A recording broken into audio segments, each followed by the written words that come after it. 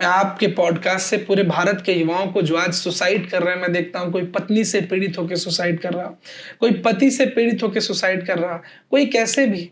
ऐसा नहीं करो, जीवन बहुत अनमोल है, आप आगे बढ़िए, उन चीजों को इग्नोर करिए। जिंदगी की जब शॉर्टेज आती है तो कुछ बड़ा होने वाला होता है। अरे राम जी, अरे आपको क्या स्टोरी बताऊं राम जी, मैं गया, मैंने ये तोड़ा, मैंने वो फोड़ा, मैंने ये कर दिया, मैं हनुमान, मैं हनुमान। अरे राम जी, आप जान भी नहीं सकते, इतना मजा वहां आया, इतना कुछ किया, मैंने सब कर दिया। आज बिजनेसमैन कई लोग इसलिए फेल हो जाते हैं, उनको लगता है जब हमारे पास बहुत सारी लग्जरीज होंगी तब हम बिजनेस को आगे बढ़ेंगे। आप उसमें जाइए तो सही, आप उसमें प्रवेश तो करिए, आपके पास जो चीजें हैं आप उसी में अपने आप को प्रदर्शित करिए, धीरे धीरे वही स्किल आपकी बड़ी होती जाएगी। ये गणेश जी सिखाते हैं। तो जैसे आपने कहा कि भगवान राम, उनके अंदर सारे गुण हैं, अगर एक भगवान है जिनके अंदर सारे गुण हैं, तो हम क्यों 33 कोटि देवी देवताओं की पूजन करते हैं और बाकी धर्मों की तरह सिर्फ एक भगवान की पूजा नहीं करते? ये हमारे साथ जानबूझ के किया गया। क्यों हम टूटे, हमको तोड़ने के लिए। आज मूवी में गाना आता है, गणपति बप्पा मोरया परेशान करे मुझे छोरिया। क्यों नहीं गाना आता है कि अल्लाह ये और ऐसा कर? क्यों नहीं गाना आता कि सिख धर्म के बारे में? क्यों नहीं गाना आता क्रिश्चियन धर्म के बारे में? देश के वो लोग जिन्होंने आजादी दिलाई, असली मॉडर्न वो है, रियल हीरो वो है। और समाज की गंदगी तो देखिए, आज जो बहुत ऐसे बाल कटाए हो, ऐसे कटाए हो, यहाँ से कपड़ा कटा है, वहां से कपड़ा कटा, कहता है महाराज वी आर मॉडर्न, आप मुझे नहीं समझ पाओगे, तुम तो एक पंडित हो। कहाँ बल का प्रयोग करना है और कहाँ बुद्धि का प्रयोग करना है, ये हनुमान जी सिखाते हैं। अभी आप कह रहे हैं कि परोपकार से बड़ा कोई धर्म नहीं हो सकता, और अभी हम देखते हैं कि प्रथाओं के नाम पर हम इतने सारे बलि चढ़ा देते हैं, क्योंकि काली माता को बलि चढ़ेगी, इनको ये चीज चढ़नी है, उनको। तो क्या वो सचमुच में संस्कृति है? क्या वो सचमुच में हमारे पहले से चला आ रहा है, या ये कुछ? नहीं, ये देखिए ना, बहुत ही मनगढ़ंत चीजें हैं। Hello everyone, welcome to the AD show. मैं हूं आंचल दुबे, और आज हमारे पॉडकास्ट के गेस्ट हैं शिवानंद भाईश्री जी। वो नैमिषारण्य से है, जिसे धरती का पहला तीर्थ कहा जाता है। मात्र 9 साल की आयु से वो भागवत सप्ताह कर रहे हैं, और आज इतने वर्ष, आज वो 25 साल के हैं, और कितनी सारी भागवत सप्ताह उन्होंने नेशनली और इंटरनेशनली की है। आज मेरा सौभाग्य था कि वो मेरे पॉडकास्ट पे थे, और मुझे उनसे बहुत सारी बातें सीखने की और पूछने की मिली। बहुत सारी चीज़ों के बारे में आज हमने बात की, स्पेशली यूथ के बारे में, मॉडर्न और ट्रेडिशन को साथ में कैसे लेके चला जाए, हमारे संस्कार, हमारी संस्कृति, और बहुत सारे सब्जेक्ट्स। मुझे पॉडकास्ट करके बहुत मज़ा आया, एंड आई होप आप सबको भी ये पॉडकास्ट बहुत अच्छा लगे। अगर ये पॉडकास्ट आपको अच्छा लग रहा है तो प्लीज़ इसे लास्ट तक देखिएगा। Thank you. राधे राधे भाईश्री जी। जय श्री कृष्ण। राधे राधे।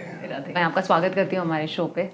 बहुत बहुत धन्यवाद। और मेरा सौभाग्य है कि मुझे आज ये मौका मिल रहा है कि मैं आपसे कुछ प्रश्न पूछूं। बिल्कुल बिल्कुल, हमें भी अच्छा लगेगा कि आपके प्रश्नों का उत्तर देने का सौभाग्य मिलेगा। तो आपने कब तय किया कि आपको इस पद पे चलना है? मैं बहुत 6 वर्ष का था, तो हमारे यहाँ गांव में एक कथाकार आए थे कथा करने के लिए। तो बेसिकली जब गांव में कथाएं होती हैं तो बच्चे बहुत आगे रहते हैं, तो हम भी खूब कथा सुनने जाते थे। तो वहाँ जब गए तो मुझे कुछ बहुत अच्छा लगा, तो मैंने मम्मी, माताजी से, पिताजी से सबसे कहा कि मुझे भी इसी क्षेत्र में जाना है। तो माताजी, पिताजी, छोटा सा बच्चा कोई कैसे छोड़ देगा, क्योंकि मैं 5 बहनों के बाद हुआ था, तो एक बहुत मोह भी था। तो फिर भी मैं रोने लगा कि मैं जाऊंगा। पूर्व जन्म के संस्कार होते हैं। तो मैं नैमिषारण्य में अध्यात्म विद्यापीठ ब्रह्मचर्य आश्रम में अध्ययन करने गया। तो 2 वर्ष का हुआ, जब 2 साल पढ़ाई वहाँ कर ली, तो एक दिन मेरे मन में आया कि मैं यहाँ पढ़ रहा हूँ पर मुझे जल्दी कथा करनी है, और वहाँ विषय पढ़ाए जाते थे, तो संस्कृत आने लगी थी। गुरुकुल में बहुत ध्यान से पढ़ाई होती है। तो मैंने कहा कि गुरुजी, मेरे घर में एक फंक्शन था, तो मैंने कहा गुरुजी मुझे छुट्टी चाहिए, मैं एकदम सच्ची बात बताऊंगा। तो उन्होंने कहा नहीं, गुरुकुल से क्या होता है, बच्चों को बाहर नहीं जाने दिया जाता है। तो मैंने कहा कि मुझे जाना। उन्होंने कहा नहीं। मैंने कहा मैं रात में भाग जाऊंगा। उन्होंने कहा आप कैसे भाग जाओगे? मैंने कहा आप देखना। 8 साल का था मैं, रात में छत क्रॉस करके भाग गया और घर आया, मुझे क्योंकि कथा जल्दी करनी थी। फिर मैंने 1 वर्ष भागवत जी का अध्ययन, बहुत गहन अध्ययन किया और शिव जी को कथा सुनाई। और जब मैं 9 साल का था तब मैंने पहली कथा करी जीवन में। 9 साल में पहली कथा? 9 साल का था। अभी मेरे यूट्यूब पर वो वीडियोस भी पड़े हैं। उस समय सोशल मीडिया बहुत एक्टिव नहीं था, तो या मैं सोशल मीडिया को बहुत अच्छे से नहीं जानता था या बहुत एक्टिव नहीं था, दोनों बातें हो सकती हैं। तो लोगों की दृष्टि में नहीं आया। पर मैं 2009 से कथा कर रहा हूँ, जब मैं 9 साल का था। अभी मेरी उम्र 25 वर्ष है और यात्रा शुरू हो गई। बस ऐसे ही धर्म की यात्रा शुरू हुई। वाह, मुझे ऐसे लग रहा है कि अभी मतलब मैं आपको बहुत यंग समझ रही थी। और तो आपने कहा आप नैमिषारण्य से हैं। जी जी। नैमिषारण्य की भी बहुत सारी कथाएं हैं, जबकि मुझे पता है कि उसे धरती का पहला तीर्थ कहा जाता है। बिल्कुल, नैमिषारण्य, लेकिन बहुत लोग ये जानते नहीं है ना। हाँ बिल्कुल। देखिए, आज जितने भी तीर्थ हैं, हम जब कहीं तीर्थ यात्रा करने जाते हैं तो एक तीर्थ का पर्टिकुलर नाम होता है, वृंदावन, अयोध्या, काशी। पर तीर्थ जब कहीं तीर्थ यात्रा करते हैं तो वो नैमिषारण्य की यात्रा करते हैं, क्योंकि जब इस पृथ्वी का निर्माण हुआ था तो सबसे पहला तीर्थ अगर कोई था तो श्रीधाम नैमिषारण्य था, सबसे पहला तीर्थ। नैमिषारण्य में ही राम जी के जो पूर्व वंशज हैं, श्री मनु शतरूपा जी, उन्होंने वहां पर तपस्या करी। भगवान प्रकट हुए, बोले कि मुझे आप पुत्र रूप में चाहिए। तो कहा ठीक है, त्रेता में आप दशरथ और कौशल्या बनेंगे, हम आपके यहाँ पुत्र बन के आएंगे। तो नैमिषारण्य ना होता तो अयोध्या भी नहीं होती, राम जी भी नहीं आते, तपस्या तो वही करी। और राम जी के छोटे भाई शत्रुघ्न ने मथुरा नगरी का निर्माण किया, तो वृंदावन भी नहीं होता। आप एक शब्द में समझे तो नैमिषारण्य सभी तीर्थों का जनक है। गोस्वामी तुलसीदास जी अपने रामायण में लिखते हैं, रामचरितमानस में, तीर्थ वर नैमिष विख्याता, अति पुनीत साधक सिद्धिदाता। पवित्र नहीं है, अति पवित्र है। और यही नहीं, इतनी महिमा ज्यादा है नैमिषारण्य की कि जो 51 शक्तिपीठ है, जब श्री शिव जी अपनी सती जी को लेकर के चले तो उनके जहां जहां अंग गिरे वहां एक एक शक्तिपीठ बना। तो माता सती का हार्ट वहां पे गिरा था, दिल वहां पे गिरा। तो एक विशेष शक्तिपीठ मां ललितांबा वहां पर स्थापित है। और जितने आप पुराण सुनते हैं, सत्यनारायण की कथा सुनते हैं, सब वहीं पर सुनाई गई। सबसे पहले सूत जी ने 88,000 ऋषियों को वहीं पर बैठ के सुनाया। और ब्रह्मा जी ने विष्णु जी से कहा कि मुझे ऊर्जा का सेंटर पॉइंट चाहिए। इस दुनिया में ऐसी कौन सी जगह जो सबसे ज्यादा, जहां ऊर्जा हो, जहां कलयुग का प्रवेश ना हो, जहां ऊर्जा भरी हो। तो उन्होंने विष्णु ने चक्र को छोड़ा। तो चक्र जिस आरण्य में गिरा, निमिष मात्र में, निमिष कहते हैं एक क्षण के तीसरे भाग को, जैसे हम पलक झपकाते हैं, निमिष मात्र में आरण्य माने जंगल। जिस जंगल में वो चक्र गिरा, सेंटर पॉइंट की खोज की, उसका नाम हो गया नैमिषारण्य। तो ये नैमिषारण्य की महिमा है। राम जी ने जो अश्वमेध यज्ञ किया, जिसमें लौकुश ने घोड़े पकड़े थे, कथा आप सब जानते हैं, वो वहीं पर बैठ के अश्वमेध यज्ञ किया था। और महर्षि दधीच, जिन्होंने अपनी हड्डियों का दान दिया था वृत्तासुर को मारने में, जब वज्र का निर्माण हुआ, तो वो नैमिषारण्य में ही दिया था। और उसके पीछे की एक स्टोरी है। जब दधीच जी अपने अस्थि दान देने लगे तो उन्होंने कहा कि मुझे बहुत सारी यात्राएं करनी थी और आप तो मेरा शरीर ले लेंगे, तो मैं यात्राएं कैसे करूंगा तीर्थों की। तो देवता थोड़ा स्वार्थी होते हैं, और देवता ही नहीं, हम सभी जिसको अपना काम बनाना होता है वो स्वार्थी, उसको बनना ही पड़ता है। तो इंद्र ने कहा कोई बात नहीं, इंद्र राजा है, कहा कि मैं सारे तीर्थों को यही बुलाए देता हूँ। प्रयाग को छोड़ करके सारे तीर्थ वहां पर गए और महर्षि दधीच ने उन सभी तीर्थों की वहीं पर परिक्रमा की। शास्त्र कहता है अगर कोई नैमिषारण्य की यात्रा कर लेता है तो उसे सभी तीर्थों का फल मिल जाता है। ये है नैमिषारण्य की महिमा। बहुत सी महिमा है। अहिरावण को लेके हनुमान जी पहली बार, अहिरावण के यहाँ से राम जी को लेके हनुमान जी पहली बार वहीं पर निकले, दक्षिण मुखी हनुमान गढ़ी है। तो नैमिषारण्य की बहुत महिमा है, अद्भुत महिमा है, अवर्णनीय है। आज भी वहां पर आरण्य है, आज भी शांति का स्थान है। हम तो कहेंगे आप सभी नैमिषारण्य जरूर पधारें।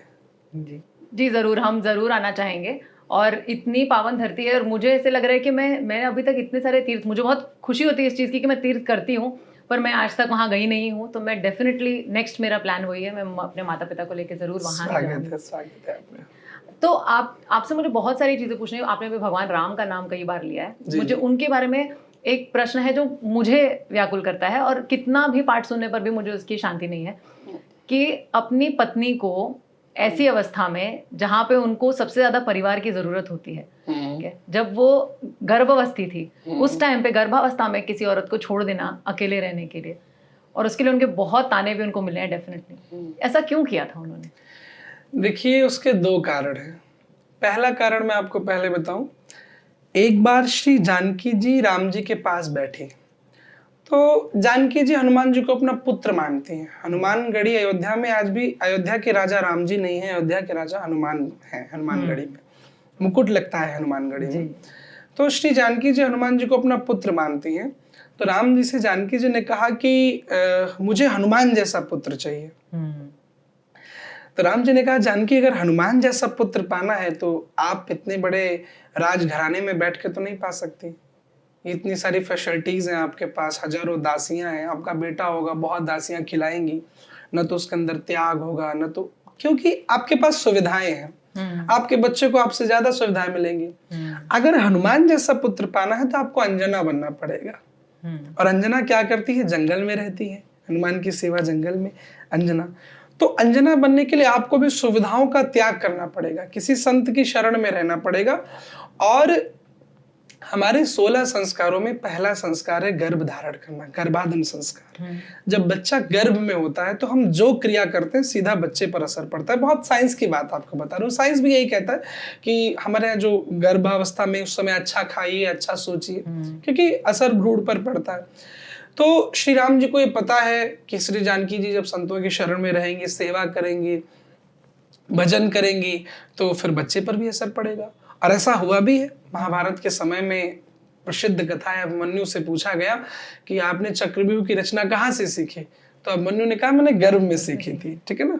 तो जानकी जी से राम जी कहते हैं कि अगर आपको हनुमान जैसा पुत्र पाना है तो आपको त्याग, धर्म, आपको संतों की शरणागति, संतों की सेवा करनी पड़ेगी। और वो सेवा मुझे नहीं लगता यहाँ रह के मैं कितने सारे संतों को रोज बुलाऊंगा। तो इसलिए श्री राम जी ने क्या किया, एक योजनाबद्ध तरीके से श्री जानकी जी को श्री वाल्मीकि आश्रम में भेजा। पहला कारण। दूसरा कारण, राजधर्म। जब हम एक सामाजिक पद पर बैठते हैं तो केवल फिर हमारा शरीर हमारे परिवार के लिए नहीं होता है, सभी समाज के सभी वर्गों के लिए हमारा शरीर हो जाता है। उस धोबी ने जिसने कलंक लगाया, उस समय राम जी अगर त्याग नहीं करते तो ये दुनिया राम जी को ये टारगेट करती, ये ताना देती कि घर की जब बात आई तो आप पीछे हो गए। राम कहते हैं, मैं मर्यादा पुरुषोत्तम राम हूं, सभी वर्गों को लेके चलना, सभी समाज को लेके चलना। राम जी ने कभी भी समाज का त्याग नहीं, क्षत्रिय राजा राम है। और किसी ने मुझसे पूछा कि राम जी क्यों गए जंगल रावण को मारने? तो अगर रावण को मारने जाते तो 1 दिन की 2 दिन की बात थी, जाते मार के चले आते ऐसे करके। राम जी नहीं। राम जी की एक भक्त है शबरी, जो जाति से बहुत अच्छी नहीं है। और क्षत्रिय राजा राम, उस शबरी की जाति बहुत अच्छी नहीं है और इधर क्षत्रिय है राजा राम। लेकिन जब शबरी पुकारती है तो समाज के कितने सेवक है राम जी शबरी के लिए बनवासी बन के जाते हैं, क्योंकि राजा बन के जाएंगे तो ये संकोच करेगी, इसलिए मैं बनवासी बन के आया हूं। मुझे नहीं लगता उस 14 वर्ष में राम जी ने बहुत बड़े राजा से मिले हो। राम जी बहुत किसी बड़े, उनका ननिहाल भी चित्रकूट के पास था, अपने रिश्तेदारों से मिले हों। राम जी जब भी मिले या तो एससी वर्ग से, या तो एसटी वर्ग से, या समाज के उन लोगों से जो बहुत पिछड़े हैं, जो आदिवासी हैं। क्यों? राम जी सभी समाज को लेकर के चलते हैं। राम राज्य उसी को कहा जाता है जहां सबको स्वीकार किया जाए। तो राजधर्म ये सबसे बड़ा धर्म होता है। आज हमारे भारत देश में भी जो हमारे भारत का राजा, उससे कितना त्यागना पड़ता है। हमको लगता है कि वो बड़ा ठाठ में है, बड़े मजे में है। 5 लोगों का एक परिवार हम चला नहीं पाते, और एक राजा, उसको पूरा देश चलाना है। तो राम जी ने राजधर्म के कारण भी श्री जानकी जी को त्यागा। इसमें हमें प्रश्न चिन्ह नहीं इसलिए नहीं करना चाहिए क्योंकि हम उस बिंदु को समझ नहीं पाते। हमें लगता है गर्भावस्था में त्याग दिया, ऐसा कर, नहीं, ऐसा नहीं है। कुछ अच्छा करने के लिए, कुछ अच्छी प्राप्ति के लिए कुछ त्याग तो करना पड़ता है। लोग अभी भी ये जानते हैं कि कैकेयी ने राम को वनवास दिया, कैकेयी की वजह से राम जी को दर दर भटकना पड़ा। लेकिन अगर राम जी के जीवन के 14 साल आप निकाल दीजिए, राम जी ने क्या किया?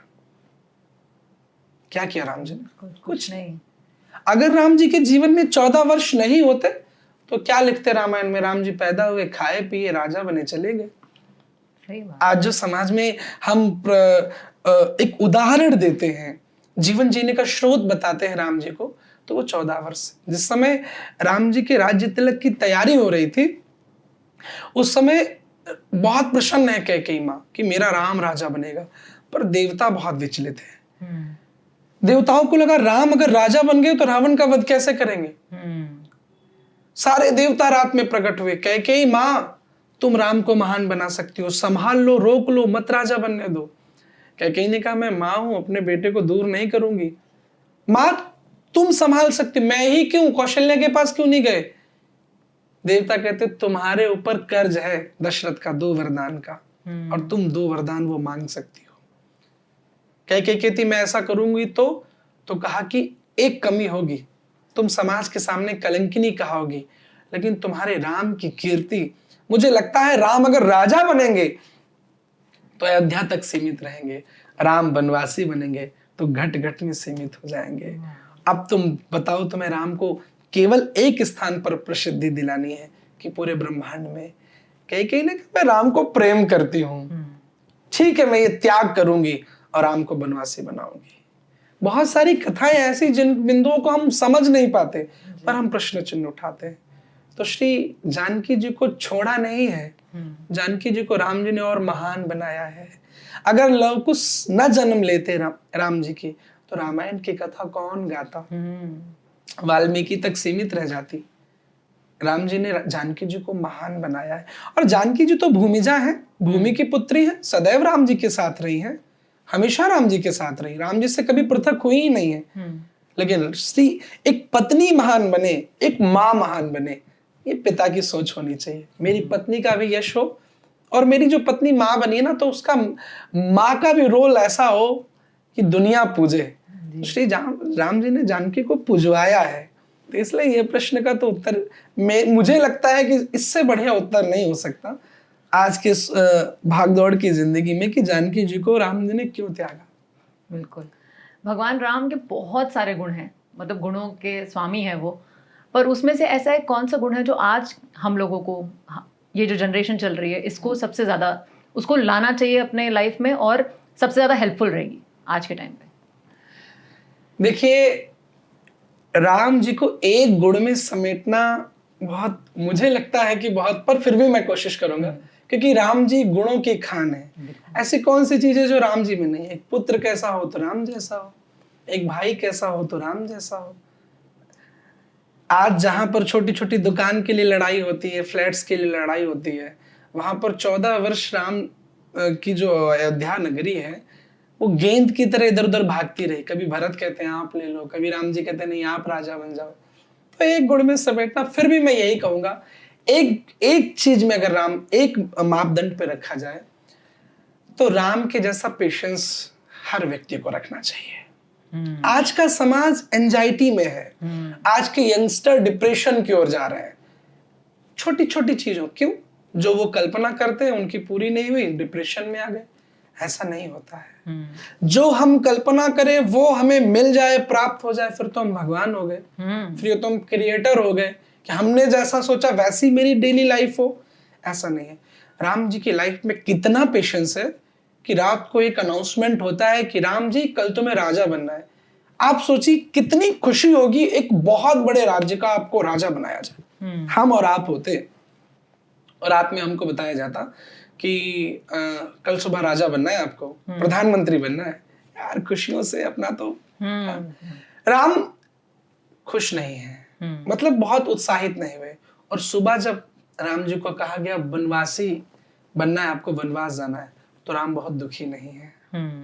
बस यही सिचुएशन जिंदगी में, जो समता है, पेशेंस है, धैर्य है, ये हमें परिपक्व बनाता है। कुछ हमने कर्म किया कुछ पाने के लिए, मिली तो अच्छी बात है, नहीं मिली तो क्या पता उससे कुछ बड़ा होने वाला हो। आज के यंगस्टर हार मान लेते हैं अपनी। आप सोचिए वो राजा बनने वाले राम को वनवासी बनना पड़ता, और कैसे वनवासी? ऐसा नहीं कि आपको बहुत लग्जरी सुविधाओं के साथ वनवास भेजा जाएगा। तापस वेश विशेष उदासी 14 वर्ष राम वनवासी, तपसी बन के जाना, लकड़ी के कपड़े, वलकल के कपड़े, लकड़ी के छाल के कपड़े पहन के जाना, और पैरों में चप्पल भी नहीं। और राम जी मुस्कुराते भी जाते। आज के यूथ में पेशेंस नहीं है, धैर्य नहीं है, वो अपनी बारी की प्रतीक्षा करना नहीं जानता है। मैं आपके पॉडकास्ट से पूरे भारत के युवाओं को जो आज सुसाइड कर रहे हैं, मैं देखता हूँ कोई पत्नी से पीड़ित होकर सुसाइड कर रहा, कोई पति से पीड़ित होकर सुसाइड कर रहा, कोई कैसे भी। ऐसा नहीं करो, जीवन बहुत अनमोल है, आप आगे बढ़िए। उन चीजों को इग्नोर करिए। जिंदगी की जब शॉर्टेज आती है ना, कुछ बड़ा होने वाला होता है, कुछ बहुत आपके साथ ये ब्रह्मांड कुछ बड़ा आपके साथ क्रिएट करना चाहते हो, क्योंकि तभी छोटी चीज का त्याग हो। तो पेशेंस से बढ़िया राम जी का गुण कोई नहीं है। और एक कथा याद आ गई मुझे, जब रावण आया तो मायावी रावण है, उसके पास बहुत सारी चीजें, आज के टाइम से कहा जाए तो उसके पास बहुत सारे बम रखी हैं, बहुत सारे मिसाइल्स हैं, बहुत सारी चीजें, मतलब आज के टाइम से सब कुछ उसके पास है। वो इतना बड़ा राजा है कि उसका घर ही सोने का है, इतना बड़ा राजा है। और वो आता है मायावी रथ पे बैठ के, कभी यहाँ गायब हो जाता है, कभी वहां गायब हो जाता है। रावण के भाई विभीषण ने राम जी को देखा तो दुखी हो गए, बोले राम जी भैया तो इतने बड़े रथ पे आ रहे हैं और आप पैदल है, कैसे मारेंगे। राम जी मुस्कुराए और राम जी ने कहा कि मेरे पास भी रथ है। कौन सा? का धर्म रूपी रथ। शौर्य और विवेक के मेरे पास 2 पहिया हैं, सत्य के घोड़े हैं, और जिसके जीवन में सत्य, क्षमा, दम, दान, शौर्य, विवेक, पेशेंस, धैर्य है, मेरे पास सबसे बड़ी बात धैर्य है, जिसके जीवन में धैर्य है उसका रथ सदैव विजयी कराता है। विभीषण चिंता मत करना, धैर्य रखो, विजय हमारी होगी, क्योंकि हमारे पास धर्म का रथ है। कितना बड़ा पेशेंस उनके अंदर है, कितना बड़ा धैर्य।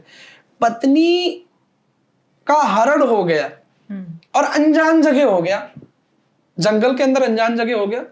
एक विलन आता है, रावण लेके चला जाता है। अब इतने बड़े जंगल में पत्नी खो जाए तो आजकल के लोग पेशेंस खो देंगे। अरे ये करो, वो करो, प्रचार करो, ये करो, वो करो, मिलेगी कि 1 महीना ढूंढेंगे, 2 महीना ढूंढेंगे, चले आएंगे, साल भर ढूंढेंगे, क्योंकि दुनिया का यही रीत है, अभी संसार में यही है। लेकिन राम जी चुपचाप है, पेशेंस देखिए, उनको पता है कि हम लाइन में लगे हैं तो बारी जरूर आएगी। और वही हुआ, श्री हनुमान जी ने जानकी जी की खोज की। राम जी से एक ही गुण सीखा जा सकता, सभी गुणों को में सर्वोपरि जो गुण है वो धैर्य है, पेशेंस है।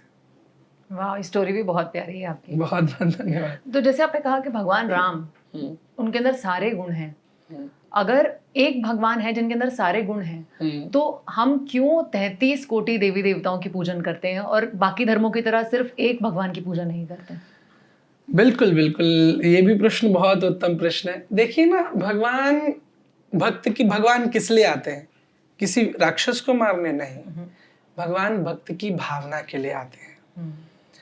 किसी भक्त ने कहा कि मुझे आपका नटखट रूप चाहिए, मुझे आप बहुत गंभीर लगते हैं, ऐसे आपकी पूजा नहीं कर पाऊंगा। भगवान ने कहा ठीक है, मैं कृष्ण रूप में आ जाऊंगा। किसी ने कहा कि मुझे बहुत ज्ञानी भगवान चाहिए, प्रभु आप थोड़ा ज्ञानी बन के आओ। भगवान ने कहा ठीक है, मैं कपिल बन के आ जाऊंगा। किसी ने कहा मुझे बहुत मर्यादित चाहिए। ईश्वर कहता तुम मेरी ओर बढ़ो, मैं प्रत्येक वो क्रिया करूंगा जिससे तुम रिझो। सही से देखा जाए तो भगवान के हम नौकर नहीं है, भगवान भक्त के नौकर है। भक्त पुकारता है, नंगे पैर दौड़े चले आते हैं। मिठाई एक है, ईश्वर एक ही है। हमारे यहाँ भी खोया होता है, एक ही खोया है, उससे रसगुल्ला भी बनता है, उससे काजू कतरी भी, बहुत सारी मिठाइयाँ क्रिएट होती है, पर खोया एक है। आपकी पसंद काजू कतली है, आपकी पसंद वो है, आपकी पसंद वो है, पर चीनी शुगर खोया एक ही है। ठीक वैसे ईश्वर है। ईश्वर कहता हम लिमिटेड नहीं है। कई धर्मों में भगवान को लिमिटेड कर दिया गया कि मेरे ईश्वर को ये पसंद है और ऐसे ही है भगवान। इस्लाम में कहा गया कि नहीं ये करो तो पैगंबर खुश हो जाएंगे, वो करो तो। हमारे ईश्वर कहता तुम भजो, मैं तुम्हारा दीवाना हूं, तुम मुझे जैसे पुकारोगे मैं वैसा चलाऊंगा। और दूसरी बात, हमारे यहाँ 33 कोटि देवी देवता इसलिए भी है कि एक सनातन धर्म ही ऐसा है जो कहता है कि प्रत्येक वस्तु में हम अपने भगवान को खोजते हैं। आप देखिए, कोई धर्म है जो पेड़ को पूजता है? नहीं पूजता है। हमारे यहाँ वृक्षों की पूजा होती है। कोई भी धर्म ऐसा नहीं है जो नदियों की पूजा करे। हमारे यहाँ नदियों की पूजा होती है। कोई ऐसा धर्म है जो पशुओं की पूजा करे? हमारे यहाँ सबसे खराब पशु माना जाता है तो गधा माना जाता है। हम उसे भी शीतला माता की सवारी मानते हैं। बिल्कुल। हमारे यहाँ सबसे कोई अपशगुन वाला पशु माना जाता है तो उल्लू, कहते उल्लू आ गया, कुछ गलत होने वाला। हम उसे लक्ष्मी का वाहन मानते हैं, हम प्रणाम करते हैं। एक ऐसा धर्म जो कण-कण में कृष्ण को मान के, राम को मान के, ईश्वर को मान के उसका संरक्षण करता है, इस प्रकृति का संरक्षण। कृष्ण ने क्या किया? गोवर्धन उठाया, लोगों को लगता है कि वो इंद्र को पानी से, बारिश से बचा। नहीं, मुझे ऐसा नहीं लगता। अगर उनको बचाना होता तो ऐसे हाथ करते क्रूर अवतार है और ऐसे पानी रोक सकते थे, या इंद्र से टेलीफोन पे बात करते हैं, हाँ भाई इंद्र क्यों बरसा रहे हो, क्या बात है।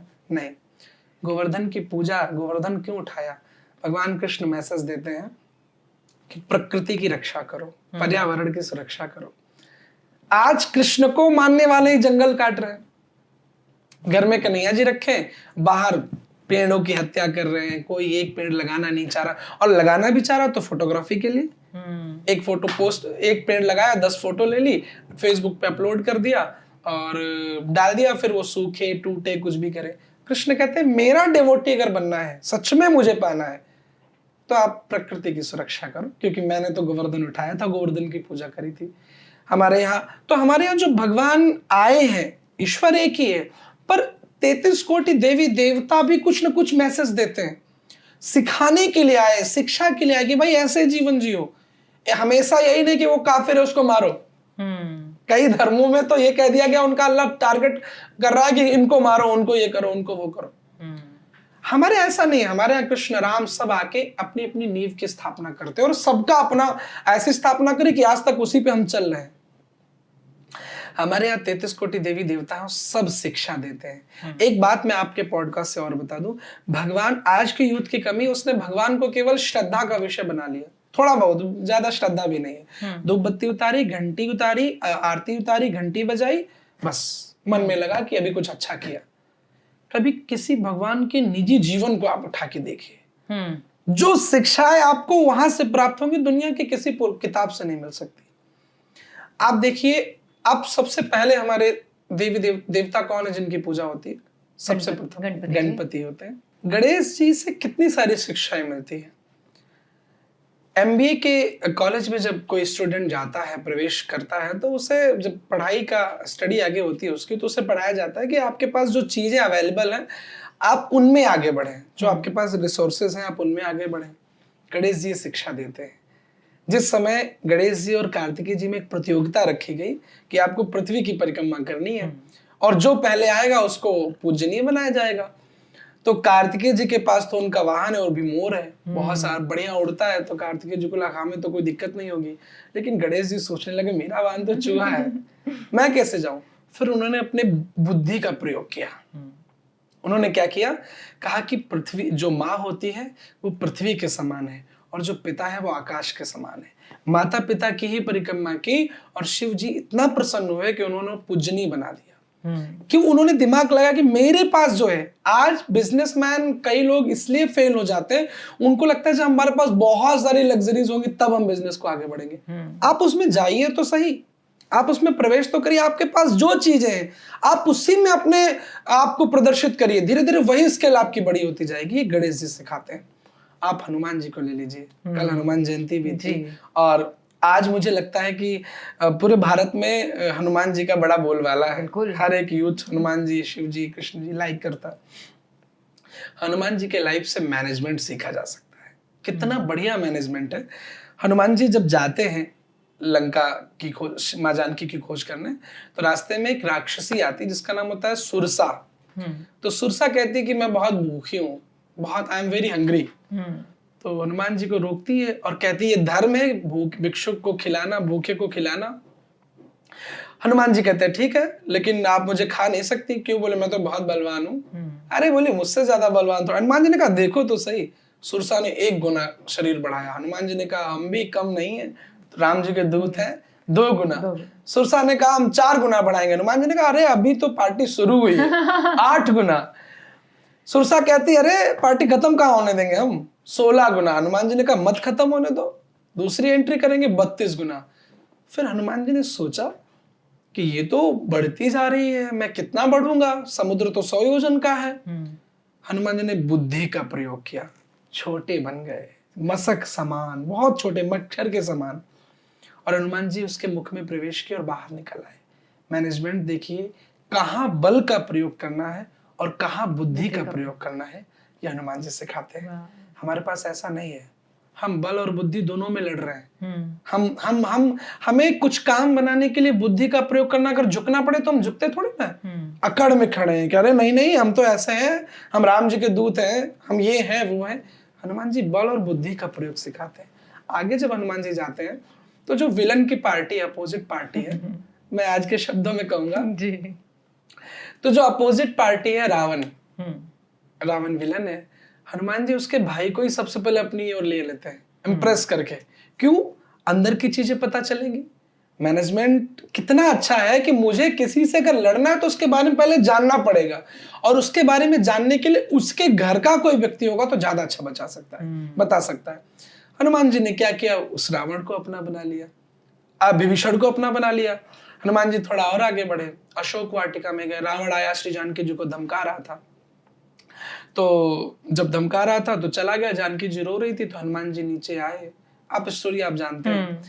तो श्री जानकी जी ने कहा कि राम जी अगर नहीं आए 1 महीने में तो मैं प्राण त्याग दूंगी। हनुमान जी बोले आप चिंता मत करो, राम जी आएंगे, हम लोगों ने पूरी प्रॉपर तरीके से सेना तैयार कर ली है। कैसी सेना? बोले हम सैनिक ही तो है, सेना में ही तो है। जानकी जी ने कहा इतने बड़े सेना? हनुमान जी छोटे बन के गए थे, बोले इतनी बड़ी सेना और श्रावण को मारेगी? हनुमान जी ने कहा नहीं आप डरो नहीं, सेना बहुत बड़ी है। और हनुमान जी ने फिर विशाल रूप लिया, हनुमान ये शिक्षा देते हैं, अगर आपके पास कोई पद है, आपके पास किसी पद पर आप बैठे हैं, कोई बल है, तो किसी को डराने के लिए नहीं अपनाओ, डर दूर करने के लिए अपनाओ। हनुमान जी ने वो श्री जानकी जी का डर दूर करने के लिए बड़े हुए, डराने के लिए नहीं बड़े हुए। और एक हनुमान जी की एंट्री होती है, और पहली एंट्री में लंका जलाते हैं, और लंका जलाने के बाद ऐसा एक सैनिक जाता है, रावण के दिल में इतना खौफ पैदा कर देता है कि पहली हार रावण की वहीं से शुरू हो जाती है। मैनेजमेंट आप देखिए, पूरी लंका को मैनेज करके आ गए उधर। अभी लंका जलाने के बाद, जब लंका जलाई जा रही थी, तो उसके पहले हनुमान जी की पूंछ पर वो कपड़ा बांधा जा रहा था, पूरे लंका से तेल आया बांधने के लिए। तो हनुमान जी को लगा किसका घर जलाऊं, किसका छोड़ूं। तो हनुमान जी को लगा जिसके यहाँ से डोनेशन आया, उसको चंदा आया, उसको प्रसाद तो देना पड़ेगा। तो हनुमान जी ने सबको प्रसाद दिया, विभीषण को छोड़ के। पहली एंट्री में हनुमान जी ने रावण के अंदर खौफ पैदा कर दिया। रावण रात भर सोचने लगा कि राम कोई बड़ी चीज है। इतना बड़ा रावण जिसके आगे देवता बहुत डरते थे, जिसके आगे बड़े बड़े देवता, वरुण वहां छिड़काव करता था। वरुण देवता उनके यहाँ जाते थे और रावण बोलता था यहाँ पे थोड़ा पानी छिड़को, ए इंद्र थोड़ा झाड़ू लगाओ। इतना पावरफुल रावण। जब रामायण कहती है चलत दशानन डोलत अवनी, जब वो चलता था ना धरती डगमगाती थी। चलता मतलब रोज नहीं, अपनी पावर में जब चलता था। और वो रावण उस दिन से डर गया। हनुमान जी आए, राम जी ने पूछा किसने जानकी जी का पता लगाया। तो अभी हम लोग होते तो क्या कहते, अरे राम जी मैंने, अरे आपको क्या स्टोरी बताऊं राम जी, मैं गया, मैंने ये तोड़ा, मैंने वो फोड़ा, मैंने ये कर दिया, मैं हनुमान, मैं हनुमान। अरे राम जी आप जान भी नहीं सकते, इतना मजा वहां आया, इतना कुछ किया, मैंने सब कर दिया। हनुमान जी चुपचाप खड़े हैं, कुछ नहीं ऐसा बोले। राम जी बोले किसने किया? हनुमान जी चुप। जामवंत से बोले किसने किया? जामवंत जी चुप। राम जी बोले ना हनुमान तुमने किया, ना जामवंत तुमने किया, तो क्या हमने किया? हनुमान जी कहते यही तो कह रहा हूं मैं, करने वाले तो सब आप हैं, हम तो केवल माध्यम है। राम दूत मैं मात जानकी। श्री जानकी जी ने भी जब परिचय दिया, पूछा कौन है, तो एक शब्द में इंट्रोडक्शन देते, राम जी का दास, राम जी का दूत। निरहंकारिता जीवन में कैसी होनी चाहिए, हनुमान जी से सीखो। तो हमारे प्रत्येक देवी देवता कुछ न कुछ शिक्षा देते हैं, इसलिए 33 करोड़ देवी देवताओं की हमारे यहाँ पूजा होती है। हर जगह हमारे यहाँ भगवान है, और हर शिक्षा में भगवान है, और हर वस्तु में भगवान है। हम हर वस्तु की कद्र करना चाहते हैं, कहीं ना कहीं हम इसलिए हर चीज को पूजना चाहते हैं, संजो के रखना चाहते हैं, इसलिए हम उसे भगवान मान लेते हैं। तो जो मेरे फेवरेट भगवान हैं, अब उन पे आते हैं। भगवान श्री कृष्ण, हमारे घर पे भी ठाकुर जी हैं, तो हमने बहुत सारी स्टोरीज उनकी सुनी है, बट आप मुझे कुछ शेयर कीजिए उनके बारे में, जो आपको लगता है कि उनसे सीखने जैसा जो है। कृष्ण के जीवन से कितना कुछ सीखने वाला है। आज हम थोड़ी से दुखी होते हैं तो घबराने लग जाते हैं। एक छोटी स्टोरी है, छोटी सी। एक बार कर्ण और कृष्ण जी दोनों लोग बैठे, तो कर्ण से कृष्ण ने पूछा कि तुम भी कुंती के पुत्र हो, पांडवों के छठे भाई कर्ण थे, तुम भी कुंती के पुत्र हो, तुमने दुर्योधन का सपोर्ट क्यों दिया? तो कहा कि मेरे निजी दुख थे, और उन दुखों से घबरा के मेरा कोई सपोर्ट नहीं कर रहा था, दुर्योधन सपोर्ट कर रहा था, इसलिए मैं उधर हो गया। तो कृष्ण ने कहा कि तुम थोड़े से दुखी होकर अधर्म का साथ ले लिए, कभी मेरे जीवन को उठा के देखा। जिस बच्चे के माँ बाप जेल में हो वो कृष्ण मैं हूं। जो बच्चा 6 दिन का है और उसको मारने की प्लानिंग की जा रही हो वो कृष्ण मैं हूं। जो बच्चा 10 साल तक सबसे मिलता है, सबसे प्रेम करता है, गली मोहल्ले में सबसे दुलार मिलता है उसको, 10 साल तक मैं वृंदावन रहा और फिर नियति ऐसा करती है कि मुझे छोड़ के वृंदावन मथुरा जाने पड़ता है, वो कृष्ण मैं हूं। जो मथुरा में भी नहीं रुक पाता जरासंध की वजह से, माँ बाप पर खतरा ना आए, लोग कहते हैं पुत्र हो तो राम जैसा, मैं कहता हूं पुत्र हो तो कृष्ण जैसा भी हो। क्योंकि कन्हैया ने ब्रज नहीं छोड़ा, कन्हैया ने ब्रजवासियों के लिए अपने आप को छोड़ा है। क्यों? अगर ब्रज में रहते तो राक्षस आते रहते, किसी न किसी को मार देते, परेशान करते। कृष्ण कहते हैं कि जो अपने उन माँ बाप को छोड़ के एक अलग जगह समुद्र के किनारे सुनसान जगह अकेला बैठा है, वो अकेला तन्हा कृष्ण मैं हूं। करुण, तुम्हारे जीवन में तो थोड़े से दुख आए और कितने पावरफुल उनके पास, कितने सारे दुखों के बाद भी जब वो बंसी बजाते हैं तो मुस्कुराते हैं। धर्म और अधर्म के उस सम्रांगण में जब अर्जुन ने रथ पर बैठ के धनुष बाण रख दिए तो गीता जैसा उपदेश करने वाले कृष्ण, वो कृष्ण जिन्होंने इतनी बड़ी सेना, जहां पर मुझे लगता पांडव उनके आगे कुछ नहीं थे, उस अधर्म और धर्म के क्षेत्र युद्ध में धर्म की विजय दिलाने वाले अकेले कृष्ण हैं। जो यंगस्टर हैं, जो यूथ हैं, जो पूजा से बहुत दूर हैं, धर्म ग्रंथों से बहुत दूर हैं, उनके मन में एक छवि आती है कि कृष्ण जी बोले तो एक नाचने वाला, कृष्ण जी बोले तो एक माखन चुराने वाला, एक नचनिया, या एक इस तरीके का। कई लोगों के मन में प्रश्न आता है। लोग ये भी बोलते हैं कृष्ण करे तो लीला। हाँ, फिल्मों में गाने बनाए गए, कृष्ण करे तो लीला, मैं करूं तो करके लीला। उन्होंने कृष्ण को जाना नहीं। जिस समय महाराज कन्हैया ने किया गोपियों के साथ में, उस समय कृष्ण जी की उम्र केवल 7 साल की थी। और 7 साल के बच्चे के अंदर की मानसिकता कैसी होती है ये तो आप सबसे छुपी नहीं है। 7 साल का एक बालक आपके घर में कितना कोमल होता है, क्या वो कोई ऐसी वैसे काम करेगा, वासना से युक्त कोई काम करेगा? मुझे नहीं लगता कि 7 अभी इतना भी कलयुग नहीं आ गया। पर फिर भी 7 साल के कृष्ण को लोगों ने कपड़े चुराते तो देख लिया, पर 16 साल के जवान कृष्ण को द्रौपदी के कपड़े बचाते नहीं नोटिस किया। माखन चुराने वाले कृष्ण को तो सब जानते हैं, पर इतना बड़ा सोशल वर्क जहां पर इंद्र ने खूब सारा पानी फेंका, पूरे ब्रजमंडल को डुबोना चाहा, वहां पर गोवर्धन उठाकर उन सारे समाज की रक्षा करने वाले कृष्ण को कोई नहीं जानता। छोटे से वो कृष्ण जिन्होंने नाच नाचा, ये किया, सब जानते हैं। पर महाभारत के उस युद्ध में जहां पर अधर्म हावी हो रहा था, जहां पर जिसकी शुरुआत ही अधर्म हुई, उस भयंकर युद्ध में धर्म की स्थापना करने वाले कृष्ण को कोई नहीं जानता। जो आज प्रेजेंटेशन युवाओं के मन में है कि कृष्ण ऐसे हैं वैसे हैं, आप अपने धर्म ग्रंथों को पढ़ना तो शुरू करिए। आज की सबसे बड़ी कमी पता है क्या? हम आज व्हाट्सएप से ज्ञान ले रहे हैं, हम आज टीवी चैनल से ज्ञान ले रहे हैं। जिनको खुद नहीं पता वो तुम्हें क्या देंगे? हमने अपने ग्रंथों को छोड़ दिया। क्यों? हमको लगता है वो मम्मी पापा की पढ़ने की चीज है, वो पुरानी है। जबकि अगर ग्रंथ कोई भी जीवन में एक आ गया तो आपके जीवन में ऐसा कोई भी सूत्र नहीं है जो आपके ग्रंथों में नहीं है। जीवन कैसे जिए, क्या करना चाहिए, क्या नहीं करना चाहिए, प्रत्येक प्रश्न का उत्तर है ग्रंथों में। पर चूंकि एक भेड़ चाल चल रही है, एक रील देखी, उसमें देखा बड़ा सा लड़का नाच रहा है, 10-5 लड़कियां, 10-20-50 लड़कियां उसके आगे पीछे डोल नहीं है, वो बंसी बजा रहा। बोले अरे कन्हैया कुछ ऐसा वैसा करते होंगे। दूसरी बात, चलो ठीक है, ये बताइए अगर कृष्ण ने कुछ ऐसा वैसा किया होगा तो हमारे पास पूरा राइट था लिखने का, हमारे धर्म के पास। हम चाहते तो वो पन्ने फाड़ देते, आप तक बात ही नहीं पहुंचती। हम चाहते तो वो अलग कर देते, पूरा राइट्स तो हमारे वेद व्यास के पास था ना जी। अगर कृष्ण ने कुछ ऐसा वैसा किया होता तो हम पहले से डिलीट कर चुके होते, हम पहले से फाड़ चुके होते। कृष्ण ने ऐसा वैसा नहीं किया इसलिए वो है, क्योंकि उनकी उम्र ही 7 साल की थी। रास लीला का मतलब होता है जहां नीरस जीवात्मा का रस रूपी परमात्मा से मिलन हो जाए।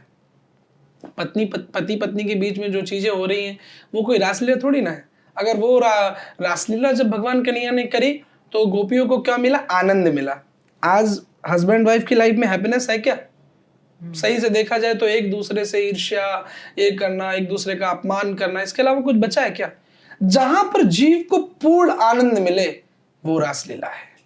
तो भगवान कृष्ण ने अपने उन सभी भक्तों को जो त्रेता के समय संत थे वो गोपी बन के आए। राम जी को जब जनकपुरी में संतों ने देखा तो कहा कि इतने स्मार्ट है कि आप मेरे हस्बैंड बन जाओ। तो राम जी ने कहा कि मैं मर्यादित बन के आया हूं अभी, इस बार तो एक पत्नी। तो बोले क्या करें? बोले नेक्स्ट जन्म जब मैं अवतार लूंगा तो तुम सब आना। वो सारे संत भगवान से प्रार्थना करते हैं कि मैं गोपी बनूं, और वो गोपी बन के आते हैं। फिर राम जी कृष्ण बन के जब राम जी आते हैं तो उन्हें अपना बनाते हैं।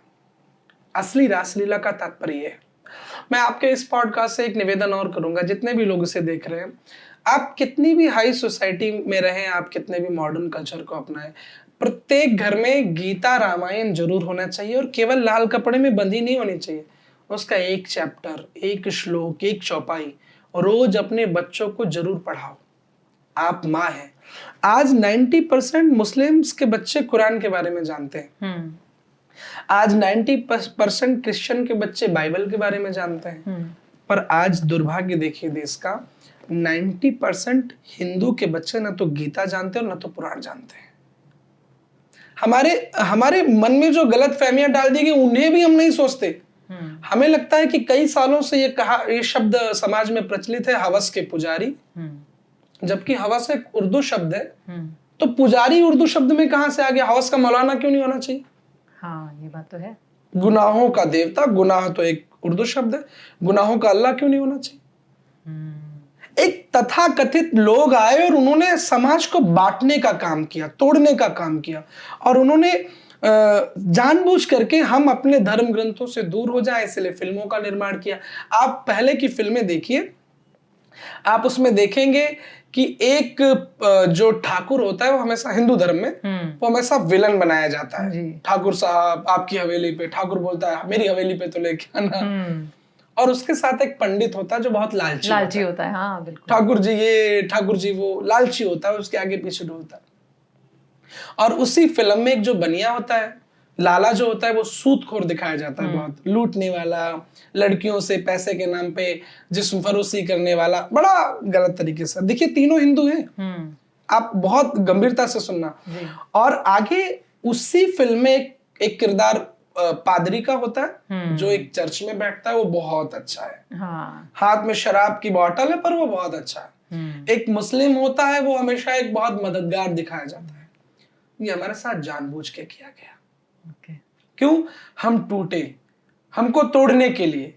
आज मूवी में गाना आता है गणपति बप्पा मोरया परेशान करे मुझे छोरिया। क्यों नहीं गाना आता है कि अल्लाह ये और ऐसा कर? क्यों नहीं गाना आता है कि सिख धर्म के बारे में? क्यों नहीं गाना आता है क्रिश्चियन धर्म के बारे में? हमारे धर्म में क्यों? क्योंकि हमारा यूथ सहता चला गया। हमें लगा कि बहुत नॉर्मल सी बात है, और वो आज डेली रूटीन में आ चुका है जी। वो जो उन्होंने छोटी, तब हमने सोचा नहीं, दिमाग नहीं लगाया कि ऐसा भी कुछ होगा। आज वो बच्चों पर गहरा असर पड़ रहा है। इसलिए पुनः मैं निवेदन करूंगा, अपनी संस्कृति में वापस आइए, अपने धर्म ग्रंथों को अपनाइए। बहुत सारी कॉमिक्स बुक पढ़ने की अपेक्षा, बहुत सारे उपन्यास पढ़ने की अपेक्षा आप एक श्लोक पढ़िए, आप एक चौपाई पढ़िए, पर अपनी डेली लाइफ में अपने पुराणों को जानना शुरू करिए। तो कृष्ण ऐसा नहीं है जैसा हम समझते हैं। कृष्ण इतना दिव्य कृष्ण का चरित्र है कि एक माँ अपने बच्चे में कृष्ण को खोजती है जब वो बच्चा बनता है, और जब वो प्रेमी बनता है तो इतना सुंदर प्रेमी है कि एक प्रेमिका अपने प्रियतम में कृष्ण को खोजना चाहती है। तो कृष्ण को समझने के लिए केवल एक शब्द है कि कृष्ण ही वो है जिससे बहुत कुछ जीवन में पाया जा सकता है। कृष्ण वो है जिनसे जीवन का निर्माण है। कृष्ण वो है जो जीवन में अद्वितीय, मुझे लगता है अद्वितीय ऊर्जा का केंद्र है। कृष्ण साधारण नहीं है। कृष्ण को नचनिया मत बनाओ, कृष्ण को चीर चुराने माखन, उनकी पर्टिकुलर लीला थी वो। अभी मैं खाना खा रहा हूँ, मैं ऑफिस जा रहा हूँ, मेरे बारे में तो टिफिन मेरे पोहा ही क्यों लाते हैं? अभी ये कोई इसके पीछे, अब कन्हैया ने तो कालिया के सौफन पे नाचे। मैं जो ये बोलते हैं, मैं एक फन वाला लाऊंगा। बस कुछ नहीं करना है, 2 स्टेप फॉलो करने, ता दिन 2 स्टेप फॉलो करके देखो, मजा आ जाएगा। देखो क्या पता तुम कन्हैया बन जाओ। कन्हैया ने अग्नि का पान किया, हम कुछ ज्यादा अग्नि नहीं, थोड़ा सा एक लकड़ी जलाएंगे, एक बड़ा संगारा मुंह में खिलाएंगे तुमको, आओ कृष्ण की बराबरी करो। कन्हैया ने अपने मुख में ब्रह्मांड दिखाया मैया यशोदा को। हमें लगता है कि ब्रह्मांड छोड़ो, ये पॉडकास्ट लाइव दिखा दो, हमारा बहुत सारा चीजें की बच जाएंगी। तब तो कृष्ण की बराबरी करो। गीता में 650 श्लोक कृष्ण ने सुनाए, तुम 500 श्लोक 400 100 श्लोक सुना दो। पर इस समाज की कमी, वो किसी को गुण नहीं देखता है। जैसे जो मक्खी होती है ना, मक्खी सदैव शरीर में, बॉडी में वहां बैठेगी जहां घाव होगा, अच्छा शरीर होगा वहां नहीं बैठेगी। ऐसे समाज के ये लोग जो इस प्रकार की बातें करते हैं, ये समाज में मक्खी का काम करते हैं। ये वहीं बैठेंगे जहां कमी होगी। तो कृष्ण ऐसा नहीं है जैसा हम समझते हैं। कृष्ण बहुत अलग चीज है, कृष्ण पूर्ण ब्रह्म है। जी बिल्कुल। आपने थोड़े टाइम पहले बात की थी बच्चों के बारे में, यूथ के बारे में, कि उनको एंजाइटी, डिप्रेशन, स्ट्रेस, ये सारी चीजें हो रही है। सो क्या ये पॉसिबल है कि भक्ति से या कोई और तरीके से, जैसे क्योंकि अभी रिसेंटली मैं ये चीज़ जो बहुत ज़्यादा महसूस करने लगी हूँ मेरे आसपास भी, बच्चों में जितना क्रोध है, जितना एंगर मैं अब देख रही हूँ, जितना एग्रेशन है, उतना तो बड़ों में भी नहीं दिख रहा आजकल। उन्हें किसी चीज़ की ना बोलो तो उसके बाद तो फिर, इसीलिए ना वो अपनी धार्मिकता से दूर है, वो अपने कल्चर से दूर है, संस्कृति से दूर हो गए ना। अगर उन्होंने राम का जीवन उठा के देखा होता, अगर कृष्ण का जीवन उठा के देखा होता, अगर सारी चीजें पढ़ी होती, तो आज यहाँ पर नहीं होते। वो तो हनी सिंह के गाने सुन रहे हैं, वो तो आज की फिल्में देख रहे हैं, जिसमें एक हमारे यहाँ सबसे बड़ी कमी यही है कि हम भेड़चाल चल रहे हैं। हम सबसे बड़ा कारण दूसरे की जिंदगी को देखकर वैसा बनने का प्रयास कर रहे हैं। ऐसा नहीं होना चाहिए। हमारी अपनी निजी जिंदगी, निजी पहले एक गोल हमारा फिक्स होना चाहिए, लाइफ में हमें करना क्या है, और फिर उस पर चलना चाहिए, और शांतिपूर्ण तरीके से। आज का यूथ उस गोल से दूर है, उसका गोल तय नहीं है। पहली बात तो भटकाव, एंजाइटी का कारण तो यही है। और वो जिसे सफल मान रहा है, सफलता जिसे मान रहा है, जबकि वो सफलता नहीं है। तो क्या होती है सफलता का मायना आजकल लोगों ने पैसे के हिसाब से रख दिया। जो जितना पैसे वाला वो उतना सफल है। सफल आप कितने हैं ये पैसा तय नहीं करता। सफल व्यक्ति वो है जो अंदर से कितना स्ट्रांग है, कितना संतुष्ट है। उसके पास क्या है इससे मतलब नहीं है, वो संतुष्ट है, जीवन में उसके शांति है। वो उसने अपनी इंद्रियों पर जिसने कंट्रोल पा लिया, आंखों पर कंट्रोल। अभी आंखें कहती है मुझे बाहर वो नई मूवी देखनी है। इंसान जो अच्छा व्यक्ति, अरे नहीं कभी भी देख लेंगे, आई है लगी रहेगी। आज बच्चे कहते हैं मैं फर्स्ट शो देखना है, अब नहीं जान देखने को मिला तो गुस्सा आ गया। आंखों से कहते मुझे ये चीज करनी, नहीं मिला तो गुस्सा आ गया। खाना है मुझे, होंठ अपने मुंह पे कंट्रोल नहीं, खाना नहीं आया तो गुस्सा आ गया। तो अपने आप को कितना आप अंदर से स्ट्रांग है, कितना आप अंदर से संतुष्ट है। मुझे लगता है सबसे बड़े सफल व्यक्ति वही जो अपने आप में संतुष्ट है आज के समय में, क्योंकि भागदौड़ की जिंदगी है। यहाँ अगर संतुष्टि मिल गई तो उससे बड़ा कुछ नहीं है। तो आजकल के बच्चे जब जानेंगे धर्म ग्रंथों के बारे में, पुराण के बारे में, कहानियां पढ़ेंगे, सब कुछ आएंगे, तब ना उनको समझ में आएगा। वो तो कोसों दूर होते जा रहे हैं। अभी तो चंदन लगाने में भी शर्म आती है, लगता है हम बहुत पुराने हो गए।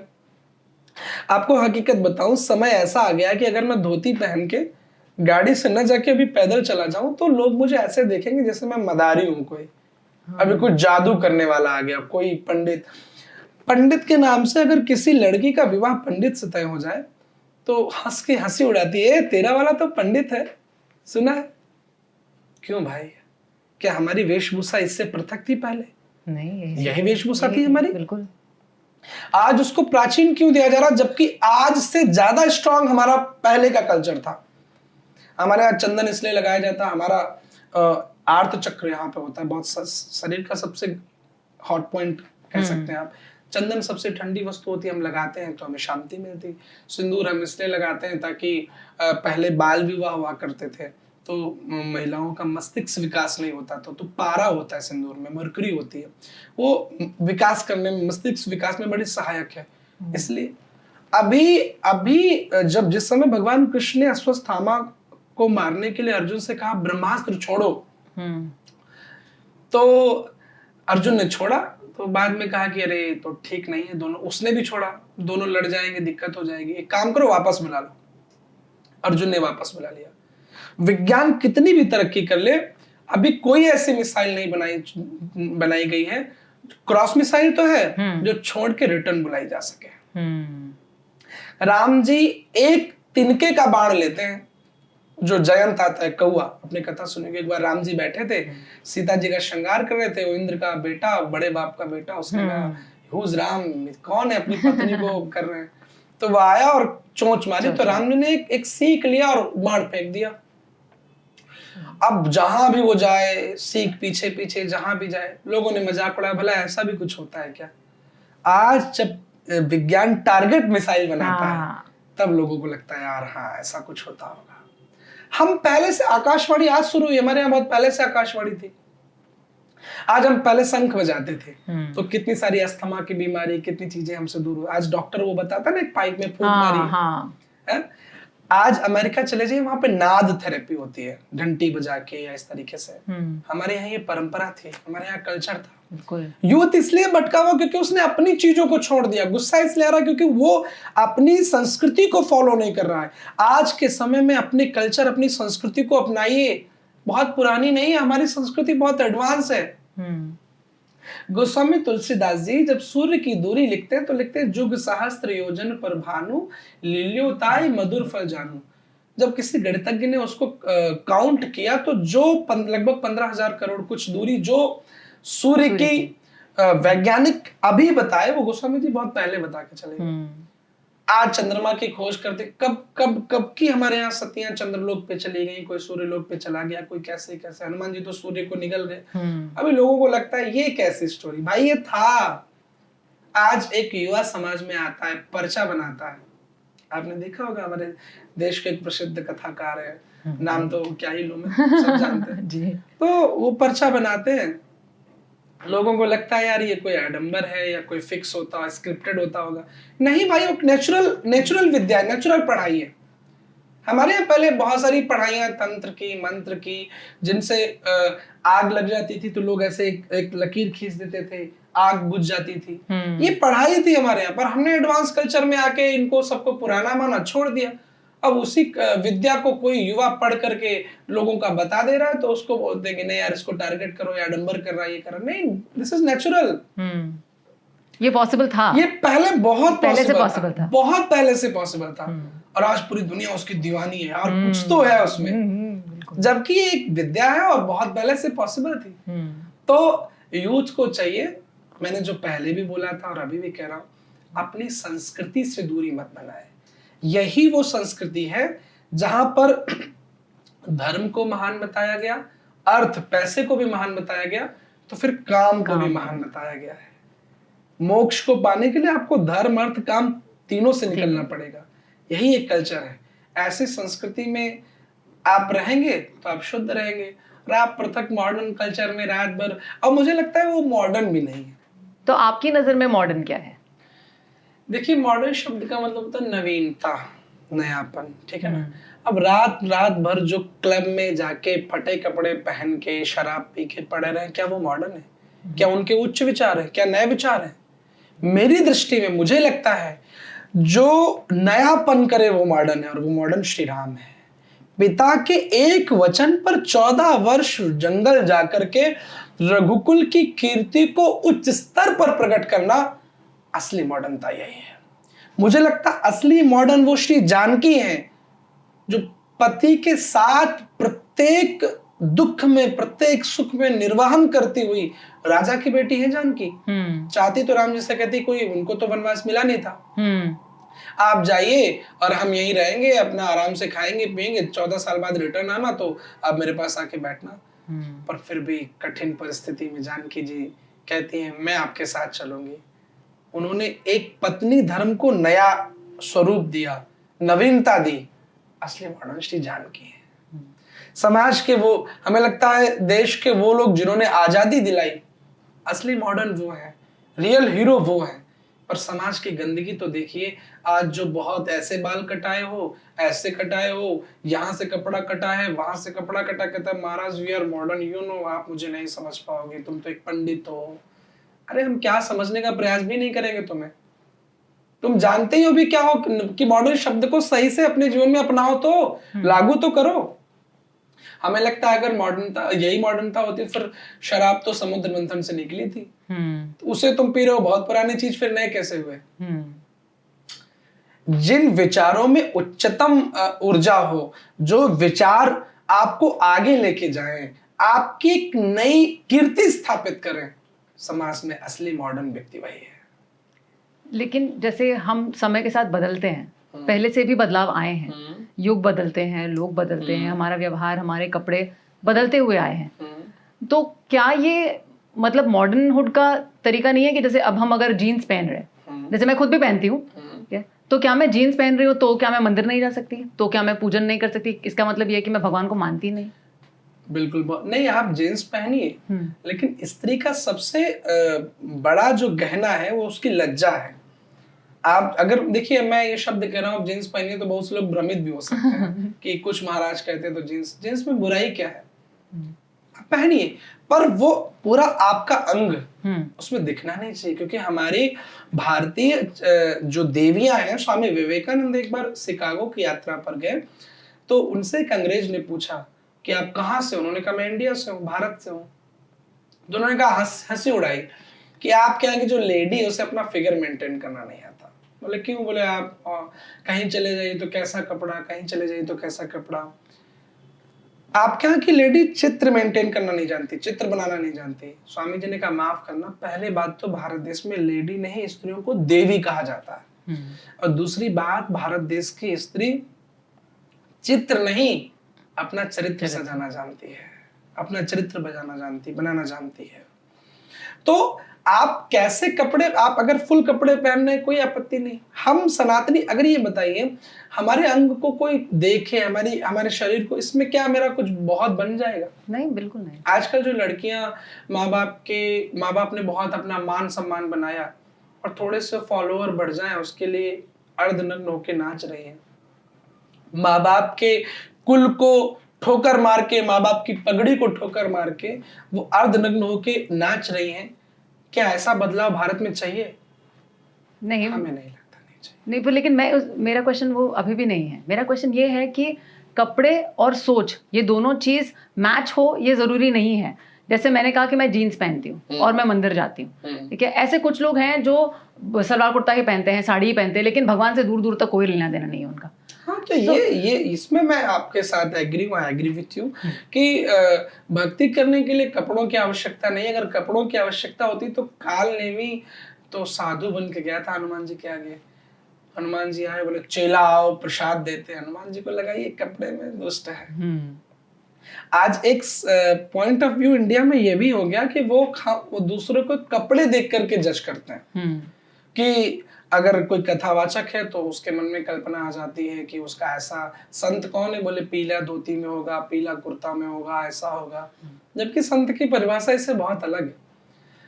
जीवन में संत वो है, साधु वो है जो अपनी वाणी, अपने कर्म और अपनी क्रिया से किसी का अहित ना सोचे, किसी का बुरा ना सोचे। रामायण में लिखा है साधु ते होई न कारज हानि। जो किसी का बुरा ना सोचे, समाज का सच्चा संत, सच्चा साधु वही है। जबकि पीला कपड़ा पहनना या नीला कपड़ा पहनना, इसमें कोई, हाँ इसलिए कपड़े का महत्व थोड़ा बहुत है क्योंकि जैसे हम किसी से प्रेम करते हैं तो हम वो सब कुछ करेंगे उसके लिए जो उसे पसंद है। तो हमारे कृष्ण को क्या पसंद है? पीतांबर पसंद है, तो संतों ने पीला वस्त्र ले लिया। क्यों? मैं भगवान को पूज रहा हूं तो उससे वो पसंद है। अपने प्रियतम को रिझाने के लिए और अपनी भारतीयता को स्थापित करने के लिए कि हम भारतीय हैं, तो हम इन वस्त्रों को पहनते हैं। लेकिन कंपलसरी नहीं है कि इन्हीं वस्त्रों में भक्ति की जा सकती है। आप मर्यादित कपड़े पहने, आप चाहे वो जींस पहने, आप चाहे वो शर्ट पहने, आप उसमें भजन कर सकते हैं। शबरी ने क्या ही पहना होगा, किसने देखा? और जटायु ने तो कुछ पहना ही नहीं था। जटायु तो आया और राम जी के पास राम राम राम करते हुए। जो लोग बहुत नियम, देखिए भक्ति में एक चीज बहुत बड़ी बाधक है, नियम। नियम के चक्कर में हम भगवान को नहीं प्राप्त कर पाते। ऐसा होना चाहिए, उल्टी खोपड़ी से भगवान के पास आओ, ऐसे आओ, वो चढ़ के आओ, ये करके आओ, जबकि भगवान हंसता है, यार तुमने मुझे बाउंडेड क्यों कर दिया, बंधनों में क्यों कर दिया। जब हम एक माँ बाप के पास जाते हैं तो कैसे जाते हैं? जैसे हमें वैसे, जैसे हमें। तो भगवान क्या है? तुम्हें माता पिता, तुम्हें माँ बाप है।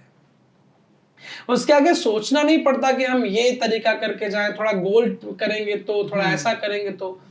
हम उसके हैं, वो हमारा प्रियतम है, हम उसके प्रेमी हैं, उसे जो पसंद होगा वो हम करेंगे। जैसे हम हैं, उसने बुलाया, हम पहुंच गए। सिंपल सी भक्ति, सिंपल सा तरीका।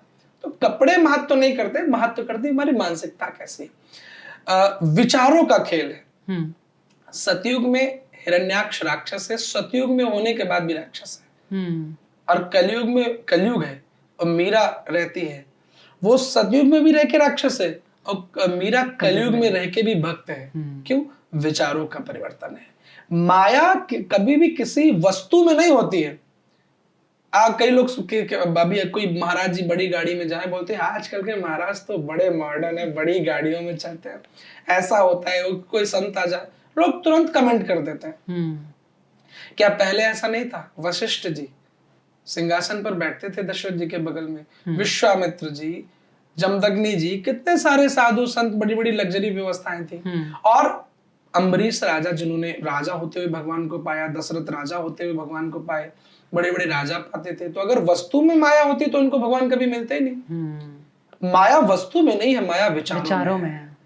अगर फटे कपड़े में भी आपकी मानसिकता गंदी है, अगर आप भिखारी भी हैं और मानसिक, आपको क्या लगता है आप भिखारी बन जाएंगे तो भगवान मिल जाएंगे?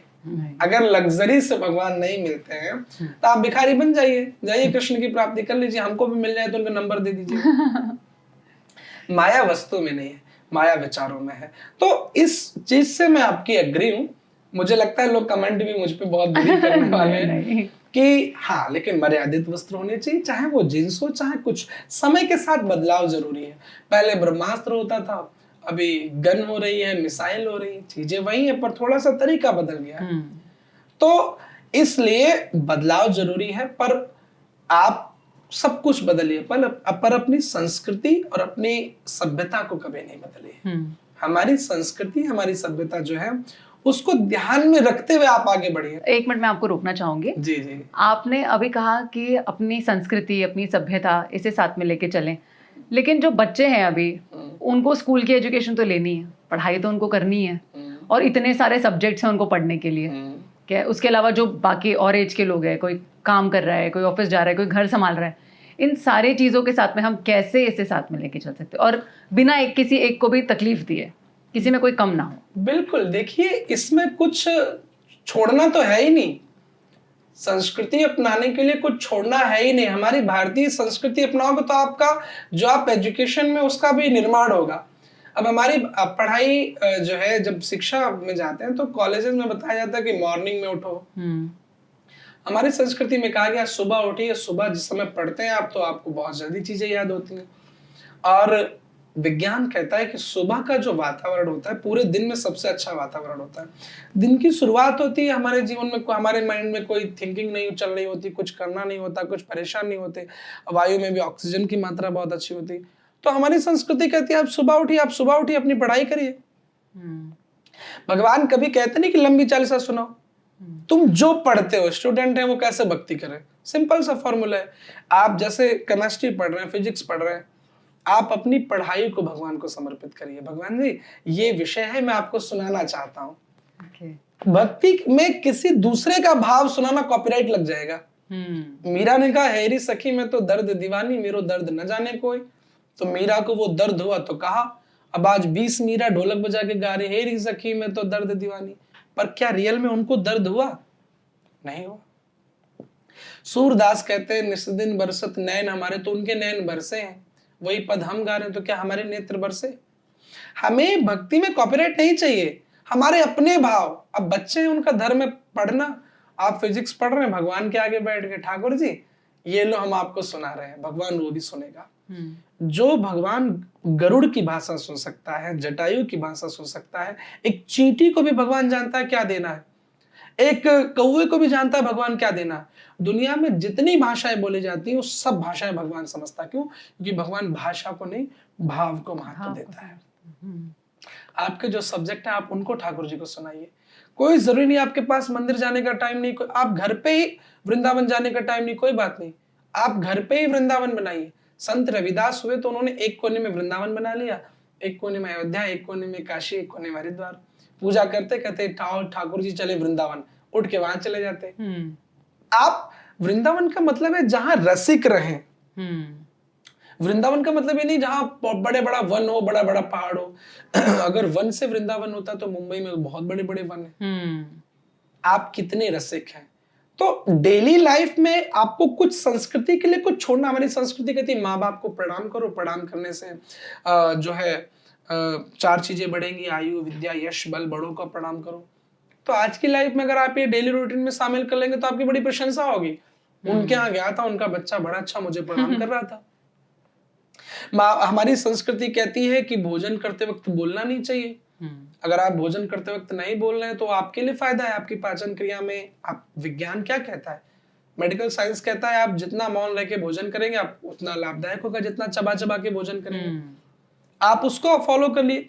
संस्कृति का मतलब ये नहीं कि आप कुछ धूप बत्ती, घंटी या शंख ही आपको बजाना है, आपको पूरा चंदन लगा के पूरा एकदम बन के आपको लौट के, ये नहीं संस्कृति का मतलब है। जो आज का यूथ है वो अपने प्राचीनता को ही नवीनता समझे, उसमें उस प्राचीनता में ही नयापन खोज ले। आजकल जो सिंगर हैं वो गाते हैं, अब वो जैसे गा रहे हैं तो हम देखते हैं कि वो गाते हैं तो कभी शराब पीना, कभी ये करना, कभी।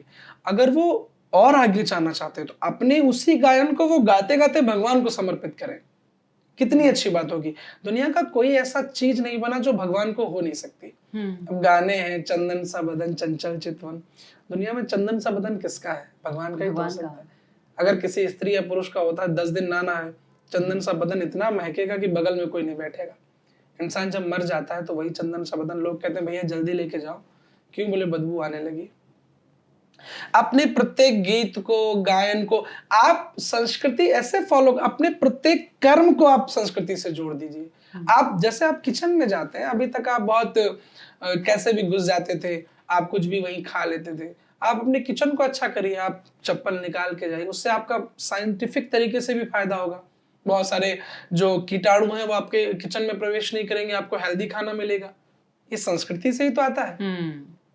आप जो डेली रूटीन के वर्क करते हैं, जो आप कार्य करते हैं, वो अपने धर्म ग्रंथों से जोड़ के करिए। आपको कुछ छोड़ने की जरूरत नहीं है। जो जैसा है वैसा होता रहे। आप बिजनेस करते हैं, व्यापार करते हैं, आप खूब बढ़िया करिए।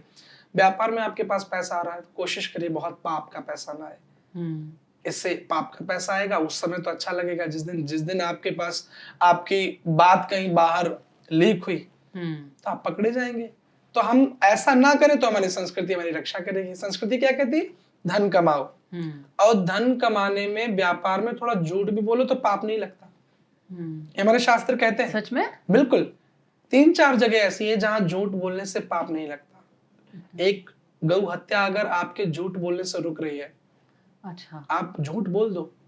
कन्या का विवाह अगर आपके झूठ बोलने से हो रहा है, संपन्न हो रहा है, तो आप झूठ बोल दो। कोई ब्राह्मण आपके झूठ बोलने से, कोई निरपराधी आपके झूठ बोलने से, जिसने कोई अपराध ना किया हो, वो बच रहा है, आप झूठ बोल दो। और व्यापार में भी क्योंकि आप झूठ नहीं बोलेंगे तो आपकी धन कैसे बढ़ेगा? थोड़ा बहुत अगर झूठ बोलना पड़े तो अपराध नहीं है, शास्त्र आज्ञा देता है। अब आप इन चीजों को फॉलो करिए। हमारी संस्कृति कब से कहती है, लेकिन आप तो पूरा ही झूठ। दाल में कुछ नहीं काला, पूरी दाल ही काली। तो फिर ऐसे का अभी क्या होता है, एक जब दुकानदार दुकान खोलता है तो वो भी पूजा करता है, ओम जय जगदीश हरे, धूप बत्ती लगाता है। फिर बोलता है अपने नौकर से, ए रामलाल तूने दाल में बराबर कंकड़ मिला दिए ना, ए श्यामलाल तूने ये कर दिया ना। वो उधर भगवान से अपेक्षा करता है कि हम भगवान मुझे ये देना, और इधर पाप करता है, 1 नंबर का 2 नंबर का सब काम कर रहा है। अगर वो संस्कृति जानता तो वो समझता है कि देने वाला जरूर देगा वो। अगर आप अपने धर्म पर अडिग हैं तो राम रावण से जीत जाते हैं। राम जी को अगर भगवान के स्केल से अलग करके मानव के स्केल पर रखा जाए तो जीवन में कल्याण हो जाए। हमारे समाज में कमी ये है कि हम कुछ भी नहीं कर पाते तो हम ये इल्जाम लगा देते कि वो भगवान थे। कब उन्होंने ऐसा किया कि ऊपर से बादल बुला दिया हो या कुछ किया हो? एक नॉर्मल मानव है, वो पुरुष है, पुरुषोत्तम है। अगर उनको उस स्केल से हटाया जाए तो वो धर्म पर अड़े रहे, वो राजा भी बने, वो पैसे वाले भी बने, वो सब कुछ बने। ऐसे अगर आपने अपनी डेली लाइफ में अपनी संस्कृति को नहीं छोड़ा, आप माँ बाप को प्रणाम करके जा रहे हैं, क्या इसमें हर्ज है? आप अपने किचन को साफ कर रहे हैं, इसमें क्या दिक्कत है? आप अपने घर को, अब शास्त्र कहता है घर में कूड़ा नहीं होना चाहिए, लक्ष्मी जी चली जाती हैं। पुरानी बातें कही गई। देखो, पुराने लोग इसलिए ये बातें कहते थे ताकि इंसान डर के अच्छाई के मार्ग पे जाए। कई बार डर उसमें जोड़ दिया गया। बोले भाई पीपल का पेड़ घर पे नहीं लगाना चाहिए, उसमें भूत होता है। भूत नहीं होता है, पीपल की जड़ें बहुत ज्यादा दूर तक जाती हैं, घर गिरने का चांस हो सकता है, तो इसलिए पीपल का पेड़ घर में नहीं लगाना चाहिए। इंसान बोला तुलसी की पूजा करो। एक तो धार्मिकता भी है तुलसी में, दूसरा तुलसी में ऑक्सीजन की मात्रा भी पाई जाती है। तो हमारे जो पूर्वजों ने संस्कृति हमसे हमको जोड़ा है, वो डेली लाइफ में सहायक है। वो बिल्कुल कोई बाध्य नहीं है कि आपकी ये चीज छूट जाएगी। तो बैलेंस अगर करना है तो अपनी चीजों को पहले आप देखिए, समझिए, आप एक बार ट्राई करिए। अब बात हमारी चल रही थी, पहले के लोग कहते थे लक्ष्मी जी चली जाएंगी अगर कूड़ा घर में रहेगा, तो वैसे भी चली जाएंगी। क्यों?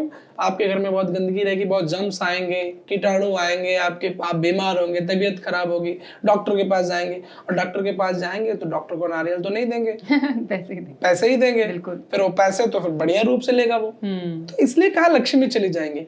बहुत से चीजें कही गई कि हमारे यहाँ कहा गया कि शाम के समय भोजन नहीं करना चाहिए, शाम के समय ये नहीं। क्यों शाम के समय नहीं करना चाहिए? जब सूर्यास्त और चंद्रमा का उदय हो रहा होता, वो समय अनुकूल नहीं होता हमारे लिए। उस समय केवल हमको भगवान का भजन या चुपचाप, क्यों? वो समय ऐसा होता है दोनों चंद्रमा और सूर्य, गर्मी और से शीतलता की ओर हम जा रहे होते। ऐसे क्लाइमेक्स में, ऐसे मौसम में हम भोजन करेंगे तो हमारे लिए नुकसानदायक होगा। गर्म समय से, गर्मी से हम ठंडी की ओर बढ़ रहे होते हैं, और ये सिखाया भी जाता है कहीं से आप गर्मी में आइए तो पानी नहीं पीजिए।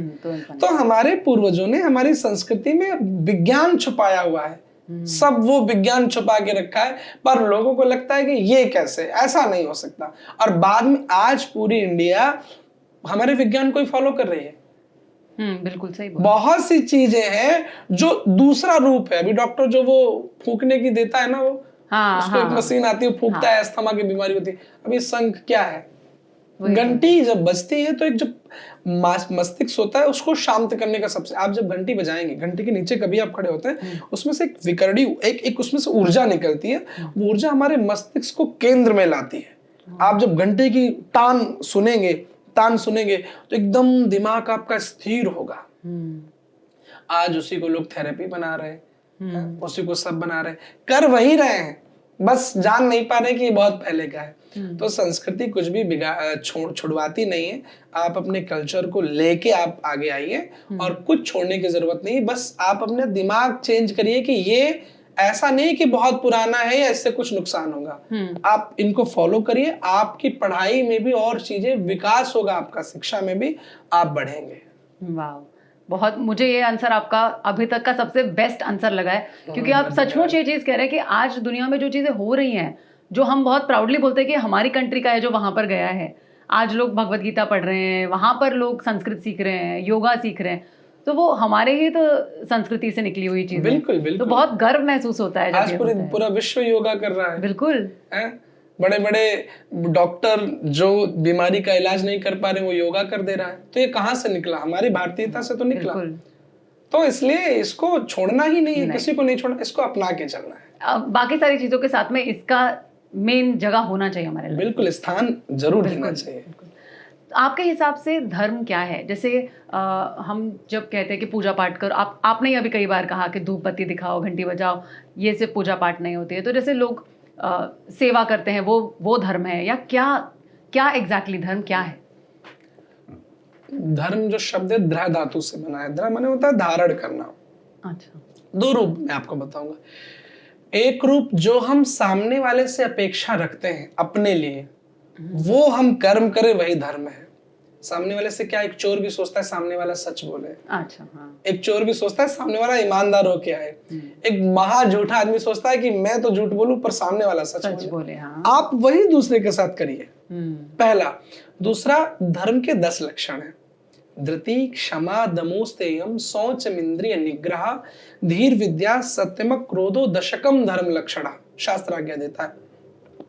धृति माने धैर्य, पेशेंस। पहला लक्षण है धैर्य, जिसके जीवन में जो धैर्यवान है वही धर्मवान है। दूसरा है क्षमा। आज लोगों के अंदर से दया गायब हो गई। बिल्कुल। आज लोग दूसरों को क्षमा नहीं करना चाहते हैं, और इसका मेन कारण है मानवता का व्यापारीकरण होना। जब जब किसी ह्यूमैनिटी की, किसी मानवता का व्यापारीकरण होता है, तब तब विनाश होता है। द्रौपदी के साथ क्या हुआ? महाभारत युद्ध क्यों हुआ? क्योंकि द्रौपदी को दांव पे लगा गया, बेचा गया। आज भी तो सब बेचा जा रहा है। आज लोगों ने अपने संस्कार बेच दिए, अपना व्यवहार बेच दिया। आज कोई किसी का ना तो मित्र है ना कुछ, सब कुछ पैसे का खेल चल रहा है। ये खरीदना, वो, यहाँ तक कि हम इतने गिर गए कि हमने दुनिया में जो हम खाने के लिए पहले फ्री में बांटते थे, हवा, पानी, आज वो भी बेचा जा रहा है। सब कुछ तो मानवता का जब जब व्यापारीकरण हुआ है, तब तब ये सारी चीजें हुई हैं। ठीक है ना। धर्म पहला क्या है? धैर्य, पहला लक्षण। दूसरा है क्षमा, धृति क्षमा। फिर दमोस्तेय, इंद्रियों पर कंट्रोल, मैंने पहले बताया था। पवित्रता, पवित्रता बाहर की पवित्रता, अंदर की पवित्रता। शौच इंद्रिय निग्रह और धीर विद्या। धीर विद्या का मतलब वो चीज जो बहुत बौद्धिक लक्षण से करी जाए, जो बहुत बौद्धिकता, बहुत सोच के करी जाए। जैसे अब धर्म कहता है कि पूजा पाठ करो, साउंड चलाओ। जैसे भाई बहुत लोगों को कथा सुनने को मिले, लाउड स्पीकर होना चाहिए। पर अगर किसी बच्चे के एग्जाम चल रहे हैं, बगल में पढ़ रहा है, तो क्या आपकी दृष्टि में लाउड स्पीकर बजा के नाचना धर्म है? नहीं, वह धर्म है। हम वो क्रिया कर रहे हैं जो पहले से चली आई, पर क्या आज उसमें हित है या नहीं है, इसका विचार करके आगे बढ़ना है धर्म है। अब मंदिर में गए, अब हम आगे जा रहे हैं, किसी ने थोड़ा सा धक्का मार के हमें पीछे कर दिया, अब हम लड़ने लग जाते हैं उससे। कहाँ का धर्म है? विचार चाहिए। अगर हम पीछे भी हो तो कोई बात नहीं, हम बगल से जाके दर्शन कर लेंगे, हम वहां चले जाएंगे। यानी गुड वर्क, आपके अच्छे कर्म, जिन कर्मों से किसी की भावना ना आहत हो, न किसी का नुकसान हो। आज के समय में मुझे लगता है धर्म की परिभाषा इससे अच्छी कुछ नहीं है। अभी चंदन लगाना बोल दिया जाए, टीका लगाना बोल दिया जाए, ये परे है। ऐसे फिर मुस्लिम, इस्लाम धर्म कहा जाएगा, उसमें तो चंदन नहीं लगाया जाता, उनका तो टोपी है। सिख धर्म में तो पगड़ी है। अगर टीका, चंदन, तो अगर यही धर्म की परिभाषा होती तो फिर ये तो अलग अलग है। धर्म को एक मापदंड पे रखें, अगर एक मंच पे रखें, क्योंकि कहीं ना कहीं ये आपका जो पॉडकास्ट मुझे लगता है हिंदू भी देखेंगे, मुस्लिम भी, सभी देखेंगे।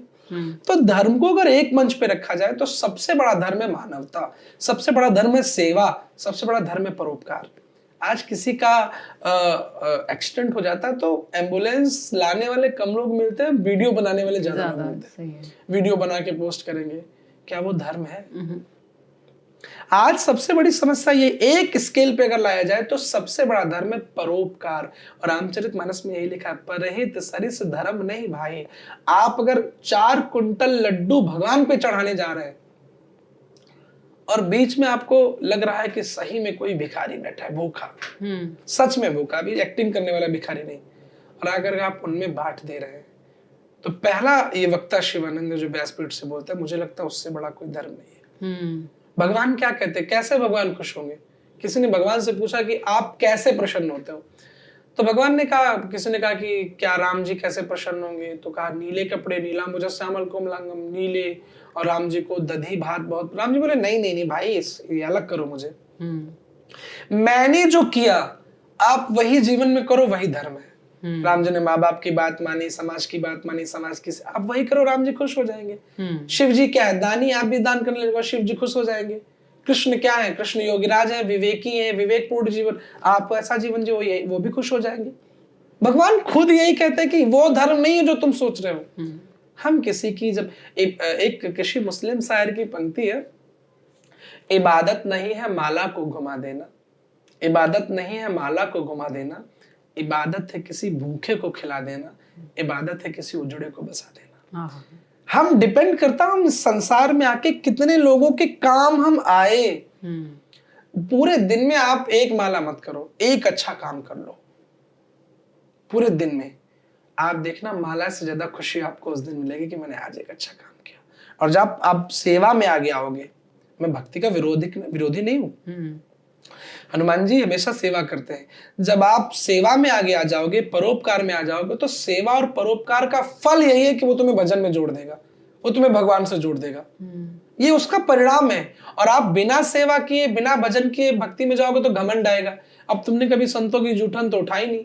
मंदिर गए, किसी ने कह दिया यहाँ से हटो, क्रोध आ जाएगा, मैं इस एरिया का ये हूँ, मुझसे ऐसे कैसे बात कर रहा है, मैं इस एरिया का ये हूँ, मैं इतनी बड़ी अंकर हूँ, या मैं इतना बड़ा ये हूँ, मेरे से ऐसे बात कर ली इसने।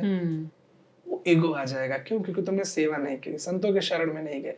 तो मेरे हिसाब से परोपकार से बड़ा परहित सरिस धर्म नहीं भाई, रामचरितमानस में लिखा। परोपकार से बड़ा कोई धर्म नहीं हो सकता। अभी आप कह रहे हैं कि परोपकार से बड़ा कोई धर्म नहीं हो सकता, और अभी हम देखते हैं कि प्रथाओं के नाम पर हम इतने सारे बलि चढ़ा देते हैं, क्योंकि काली माता को बलि चढ़ेगी, इनको ये चीज चढ़नी है, उनको। तो क्या वो सचमुच में संस्कृति है? क्या वो सचमुच में हमारे पहले से चला आ रहा है, या ये कुछ? नहीं नहीं, ये देखिए ना, बहुत ही मनगढ़ंत चीजें हैं। हमारे धर्म कभी नहीं कहते, हमारे शास्त्र कभी नहीं कहते किसी की हत्या करो। काली माँ पे क्यों लोग बलि चढ़ाते हैं, ये बहुत एक इसमें एक प्रसंग है। दुर्गा सप्तशती में एक रक्त बीज नाम का दैत्य था। तो रक्त बीज को एक वरदान मिला था कि उसकी 1000 एक भी बूंद जब नीचे गिरेगी तो 1000 रक्त बीज उत्पन्न हो जाएंगे। तो काली माँ उस समय थी, मारने आई, तो उसको माता को लगा कि रक्षा कैसे करें, तो 1000 उत्पन्न हो जाएगा। तो सोशल वर्क करने के लिए काली माता ने रौद्र रूप लिया ताकि समाज को बचाया जा सके, और उसका खून पी गई। एक बार पिया, क्यों? क्योंकि उसका रक्त नीचे गिरते ही और प्रकट हो जाते।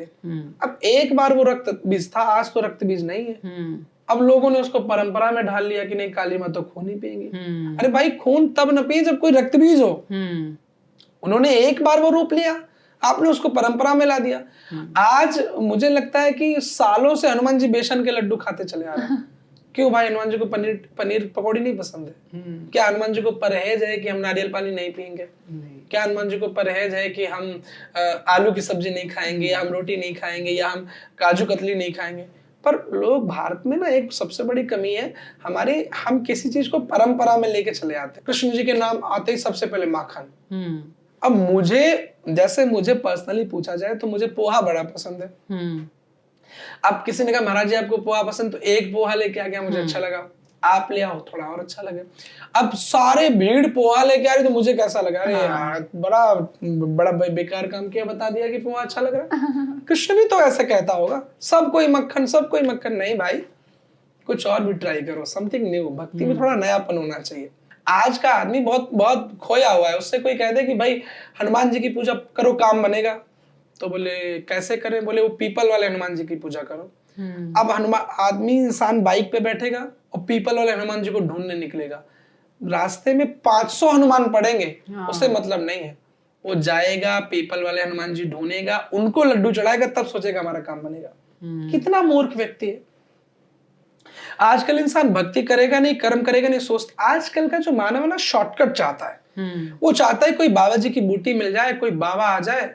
ये बड़े बड़े महाराज, मुझे क्षमा करना, ये जो आजकल बड़े बड़े महाराज हैं जिनकी खूब बढ़िया दुकान चल रही है, क्यों चल रही है? आप लोगों के कारण। अच्छा। ये ऐसा इसलिए है क्योंकि हमारे अंदर बहुत डर है, हमारे अंदर बहुत अंधविश्वास भरा हुआ है। हमारे घर की बहू बात नहीं मानी, हम बाबा जी के पास पहुंच गए, बाबा जी बहू बात नहीं मान रही। अब बाबा जी बहू बात मनवाएंगे? नहीं। कुछ बाबा तो ऐसे वो बोलते हैं कि चटनी है, बोले बाबा जी कृपा नहीं बरस रही है।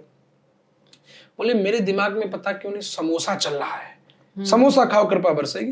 बोले बाबा जी खूब समोसा खाए। बोले किस चटनी के साथ? बोले लाल। बोले हरी के साथ खाओ, कृपा वही रुकी है। टीवी पे आते हैं ऐसे बाबा। बिल्कुल बिल्कुल, अब मैं नाम नहीं लूंगा, आप क्या ही नाम लेना, जो सुन रहे हैं वो समझदार है, उन्हें पता है।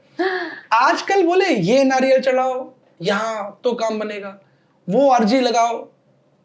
भगवान नारियल की अर्जी से नहीं मिलते, भगवान दिल की अर्जी से मिलते हैं। बिल्कुल। दिल जब तक नहीं चढ़ाओगे, समर्पण नहीं करोगे।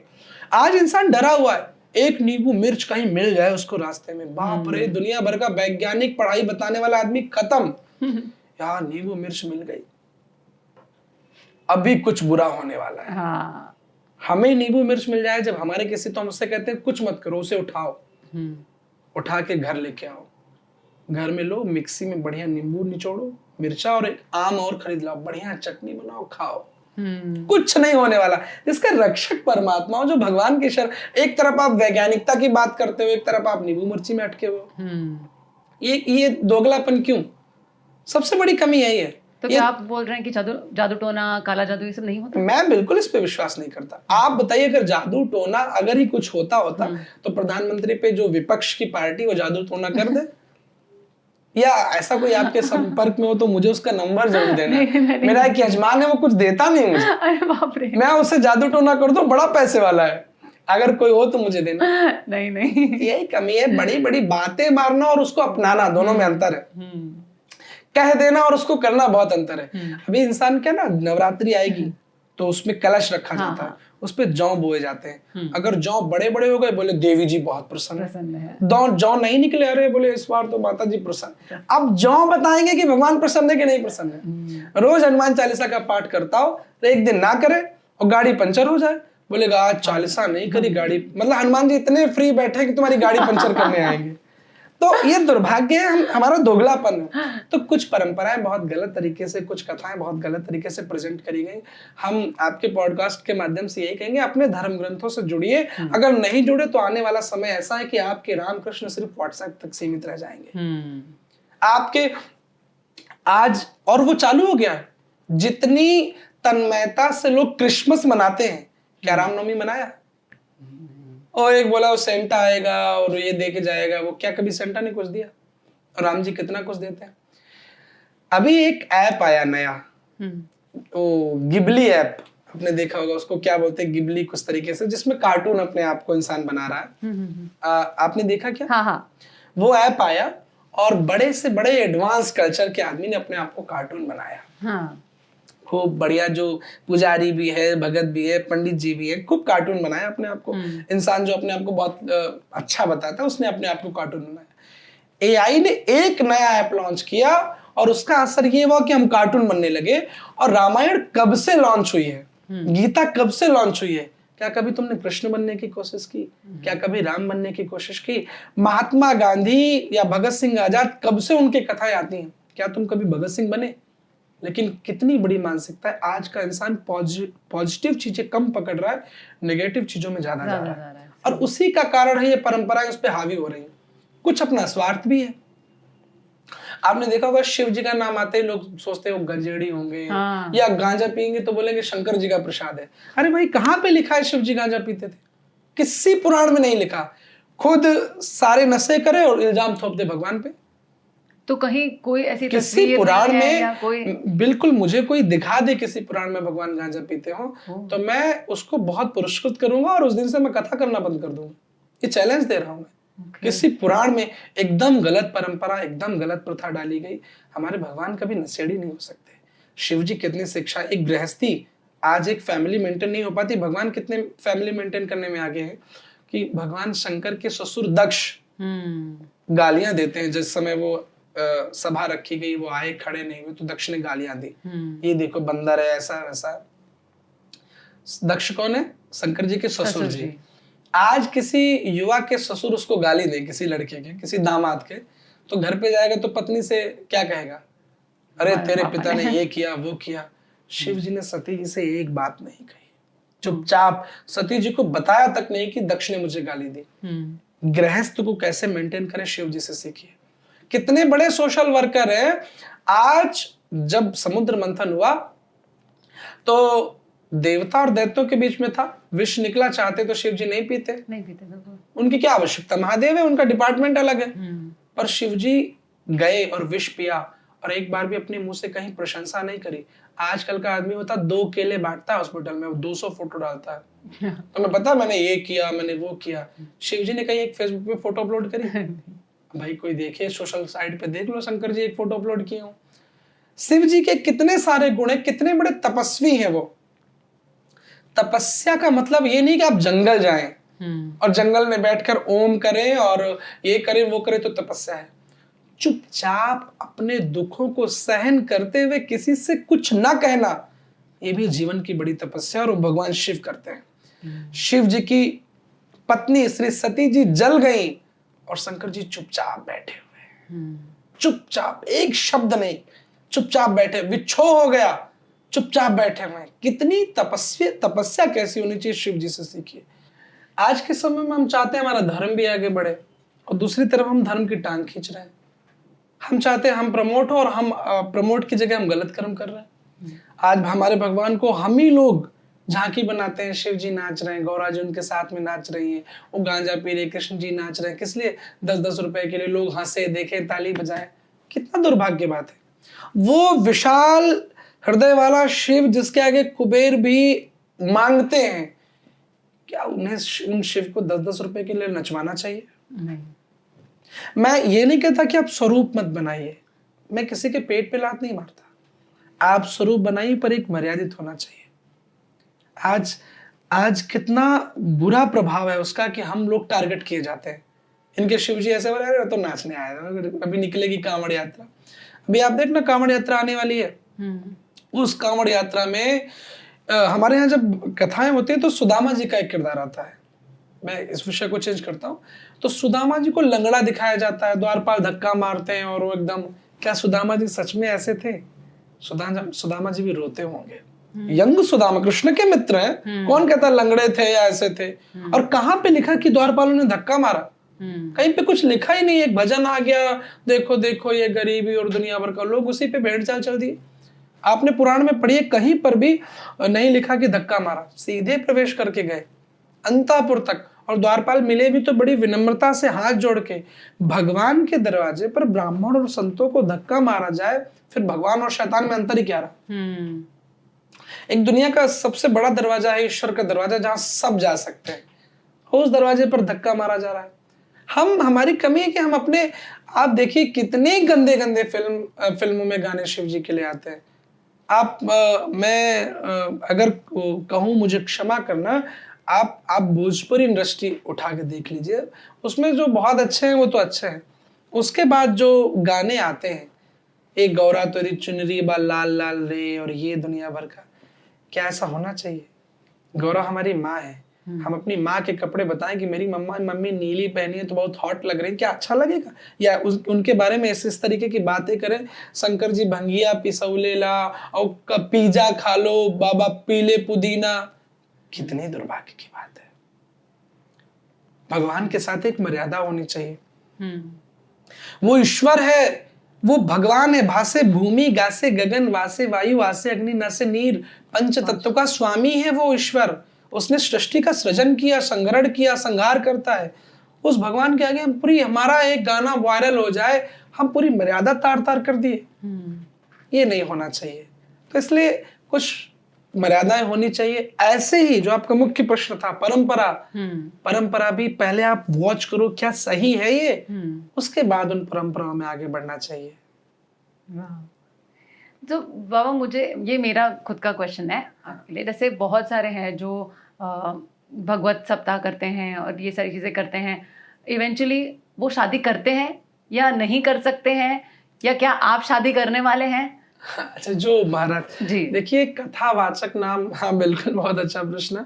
कथावाचक नाम आते ही लोग ये सोचते हैं कथाकार तो ब्रह्मचारी होते होंगे या ऐसा नहीं है। हमारे धर्म में ब्रह्मचर्य आश्रम, फिर गृहस्थ आश्रम, फिर वानप्रस्थ, फिर संन्यास, सब करते हुए सबकी स्वीकृति है।